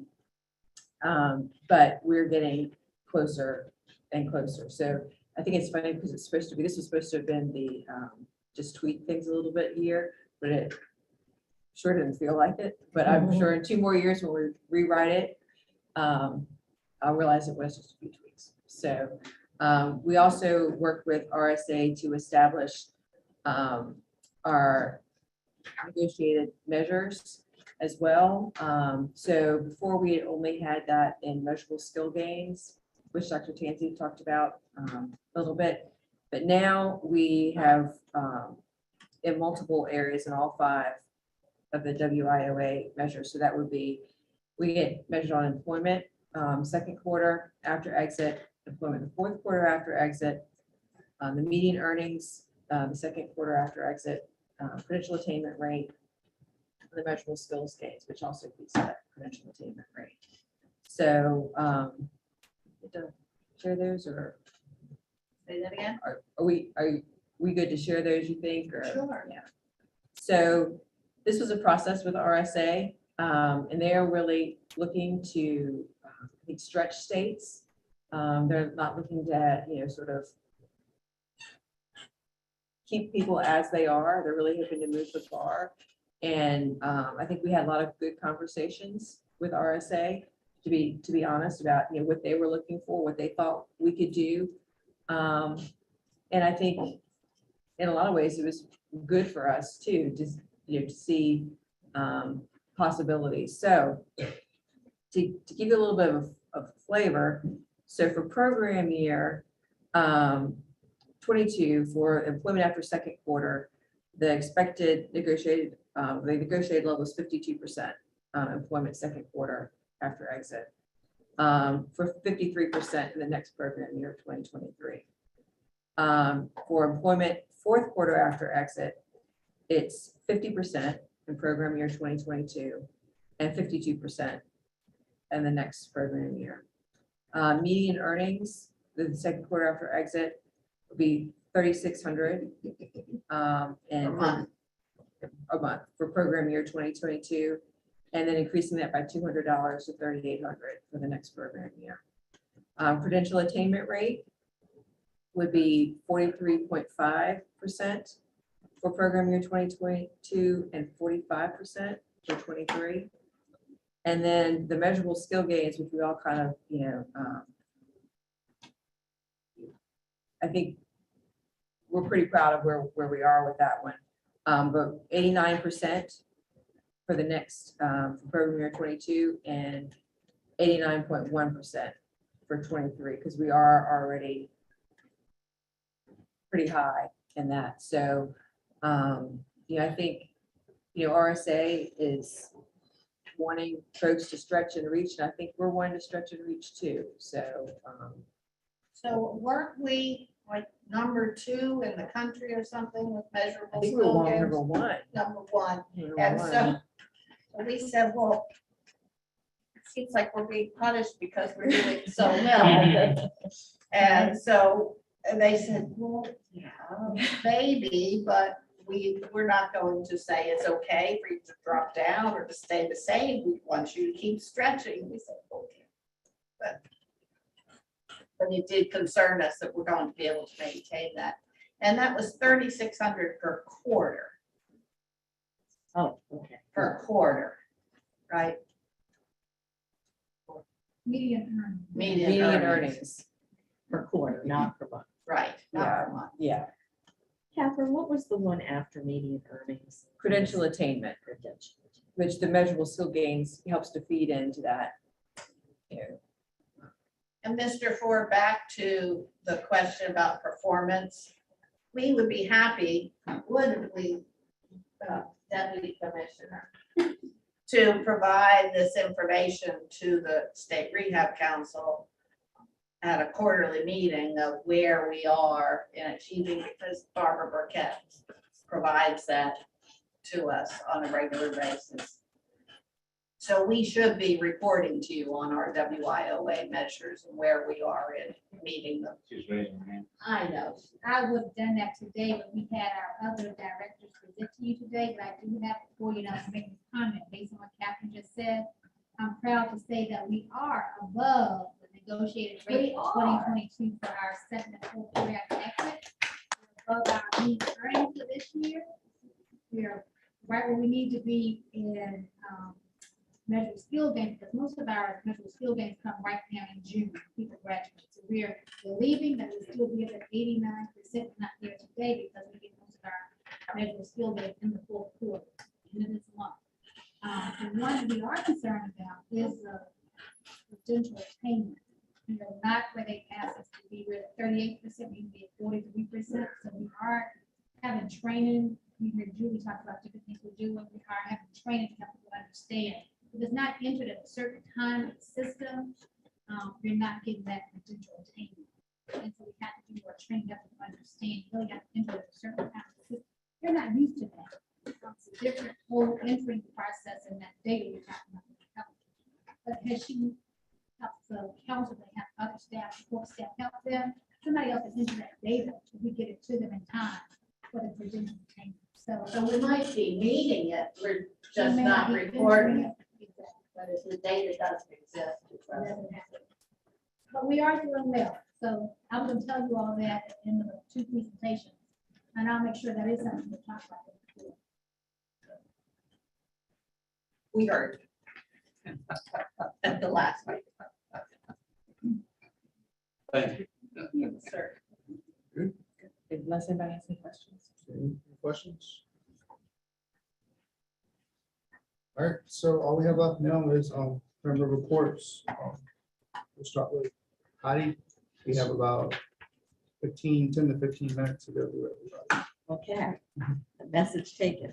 I don't know if I mentioned this at the last minute meeting. I apologize if I did, but PTC has released a brand new comprehensive transition guide. It is online at our website, www.peatc.org. And what we like about it is it's broken down into little bits, so parents aren't downloading for professionals a 70-page guide, but you can go to whatever section you want, whether it's what is a transition IEP or what is a measurable transition goal, etc. So we're very proud of that. Encourage you to check it out if you're interested in transition. We have a ton of training going on this summer, more than usual. We just finished our military conference that supports military families who receive special education services or are navigating the disability service system. We also just had our Latinx Summit, which was also in person and was done completely in Spanish, all the materials, all the presenters. And that was successful as well. We do these under contract to the Department of Education. We have our Family Engagement Summit, also in person, coming up in July. And right now, we have 3 online trainings that are self-paced, free to parents and professional. Transition University and IEP University just started today. Building Strong Parent Advocates started last week. That is a brand new PT training, which is really cool. And then we have 3 trainings for parents that are also in person. Our Parent Institute at the end of this month for parents new to the special education process. And then we have our parent leadership conferences in August and September, and I'll stop there. Fred Ford, I don't represent any particular agency or division, but I have a special interest in the elderly. I noticed in one of the reports, difficulty in placing people over 65.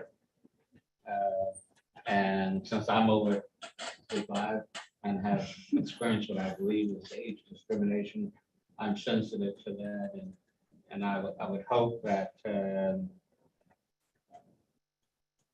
one of the things that can be done is to make sure that applications and resumes for people in that age range are age blind, particularly since, in my experience, so much of the initial screening process is virtual or online. And they ask questions like, what year did you graduate, or your birthday? And I believe they have algorithms that automatically will eliminate people from further consideration if they reach certain age area. The state employment application doesn't anymore. I hear you. I'm aware of that because when I look at applications, I'm trying to figure out how old this person is. I can't figure it out. But it shouldn't matter. It shouldn't, right. And so that's an area of concern of mine, and I hope that make sure that in all the dealings with employment, that we try to deal with that as much as possible. And maybe at a future meeting, you could talk about the grant that we have to work with older.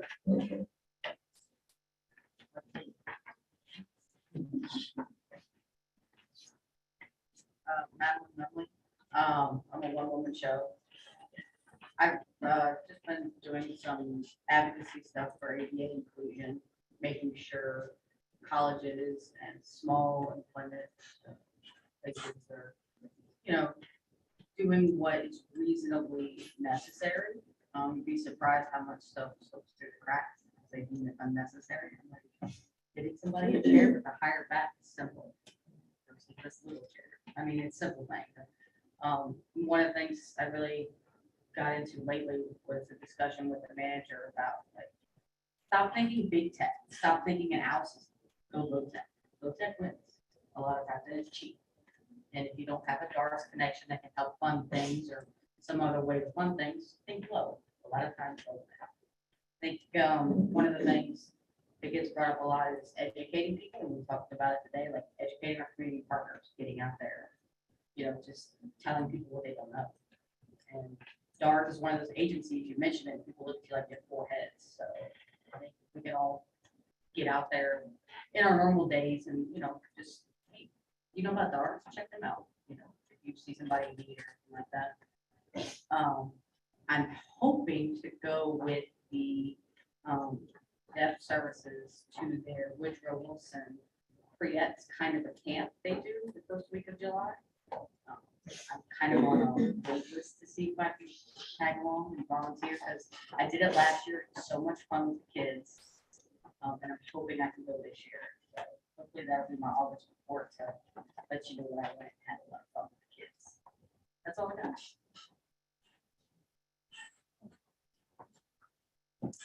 Hi, my name is Jenny Woodagore. I represent the Virginia Association of the Deaf, and we will have our general membership meeting at the end of July. It's that Saturday. It's an all-day meeting.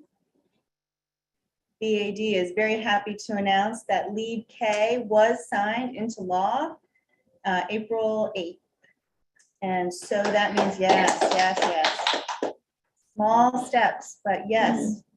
What that does is We will be able to measure and get data on the age range of 0 to 5 for deaf kids' language acquisition, and that's really all we were looking for. That's one small step on a track to hopefully solve language deprivation around for kids who are deaf and hard of hearing, and that's all. Hello, I'm Joe from Adele. I work with Fiscally Law Center of Virginia. This is our time of the year when we're have our public survey or comment out, where we like to survey the Commonwealth of Virginia to see what persons with disabilities would like for us to do in our upcoming work. How we set up our objectives and what each unit would do. So that's out. I do presentations, charting, and we still do paper copies, but that's what we do. So we can also fill our participants out and see what they would like us to do. We're all in our different unit meetings. We also discuss what we would like to do. This Friday is our gala. This is our fundraiser where we do some fundraising to help us do things that we cannot cover under our grants. So this is a lot of fun. This is a lot of fun this year because this is the one that we do in person since the pandemic. So we're excited to do some socializing and hang out with people again. So this is fun. And we also have coming up, this is still virtual, our summit.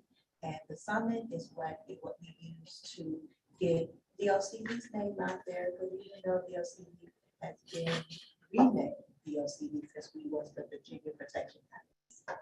DLCV has been our name since 6-7 years now. We still have to do some branding, we still have to get our name out there. People still don't know who we are. So this is a way for us to also be able to let people know who DLCV is, how we can help, and also invite other agencies over to us to tell people who they are and how their services can help. So this is that will be September 22nd. I'm the leader of that, so my team is working on who's going to be speakers for this summit. And this summit is set up a little different. What we're doing is that we're looking at the ages and how an individual goes through their life from childhood on down to adulthood, and how those services will change throughout their life. So we're starting from school age to your life. So that's what we're looking at. We're looking at speakers from those ages on down to into your life. And we want people to know how they can get services throughout those transition services. I'm Aaron Bossert. I'm with Ronstadt. I don't really have an update. I apologize. I am less and less in the field these days, supporting global and U.S. operations. But my team is focused on recruitment technologies. So I have had an awesome experience and learning and being part of the development of technologies that our field uses. We did get a blessing from corporate to go do some field visits. So one of my markets that I maintain for field support, like one-on-one support, is Richmond. So I have spoken a lot more about DARS in the last month than I think I have in the last 6 months, which has been really cool. Looking to get some introductions with our teams from all the way from our in-house services division, where I used to work, to our manufacturing logistics office professionals, all the way up to C-level, C-suite teams. I've had some exposure with all of the teams now instead of just one division. So I'm working on getting some introductions set, because as I looked at their open vacancies and their recruiting plans, I noticed there's not a lot going on in connection these days with community partners as much as we used to. So we used to focus a lot on community partnerships. The pandemic has siloed us to trying to figure out how many people we can get to apply to jobs instead of going out and finding people that are already working. We're meeting those community partners that are working with people that are qualified for our positions.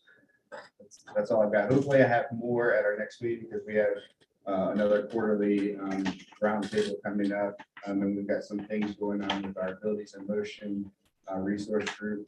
So hopefully we'll have some more next time we talk.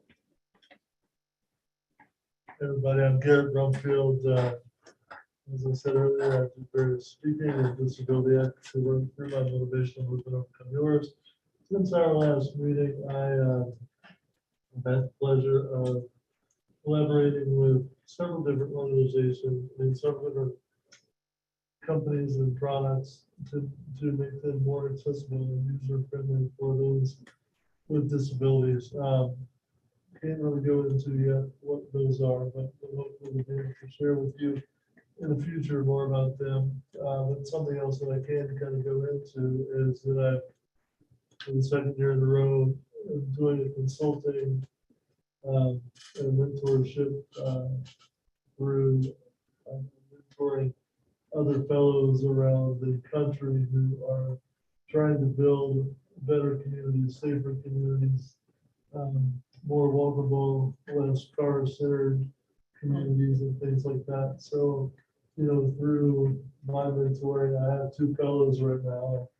Just trying to make sure that, you know, to help them with their action plans for their communities. One of my mentees is in St. Louis, and the other one is in Alabama. But I'm just trying to help them remember people with disabilities in their plans of creating safer and more equitable communities. So I've got Justin. Appreciate it. I really don't have anything much, other than working at home 5 days a week. It's boring. You have to be very disciplined. Nothing that the city has pretty much changed. Some employees have gone on a hybrid schedule, 2 to 3 days a week. Some people are going back 5 days, completely back in office. Only one thing that I actually have coming up, and I should be able to talk to you guys about it at our August meeting. The county that I live in has had more funding to get more things accessible in the county. So they want me to work directly with their consultants to get more wheelchair access to the rivers in our county. So Are you in Henrico? I'm in King William. King what? So we have pretty much all of our boat launches that we have were on the other side of the river. And everybody would go across the bridge to either King, Queen, or Carolina, Hanover. They're trying to get access on the King William side now to be able to access Mattapanine, Monkey Rivers, and New York's. Make sure that those areas are wheelchair accessible, along with adding a couple of wheelchair accessible playgrounds in the county parks that we have. That's all I've got. So I think we've finished a minute, 30 seconds, maybe ahead of time.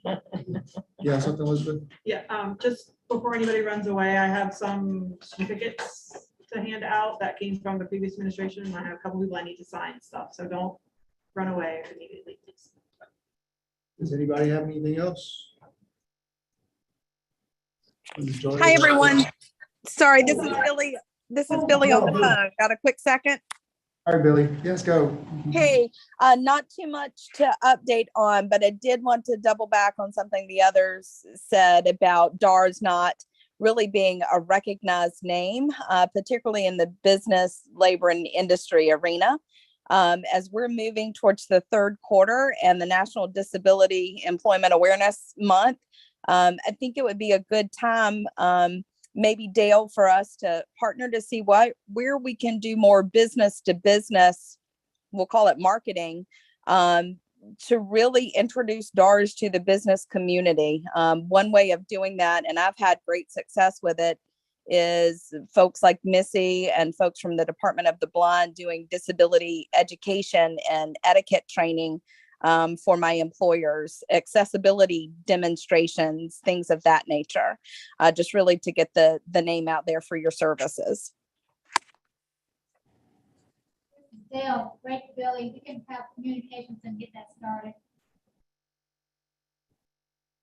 Awesome. I will follow up with you and Missy sometime this week or next, see what we can put together. Thank you, Billy. Anything else? Fred Ford, on that point, is there a standard presentation that's available to, PowerPoint or something to use with employers?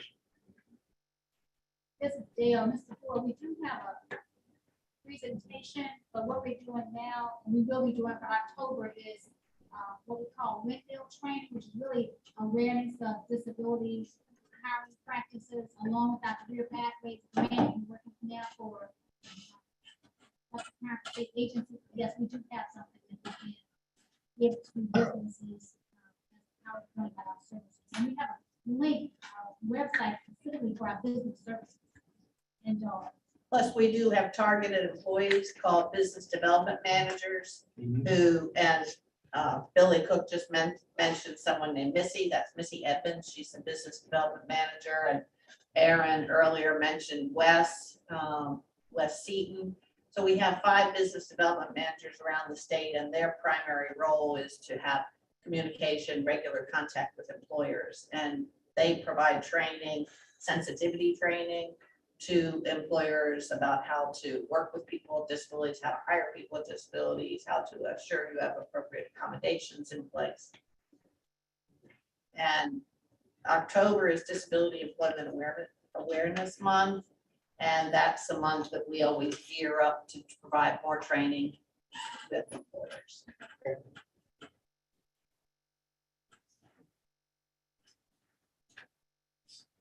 So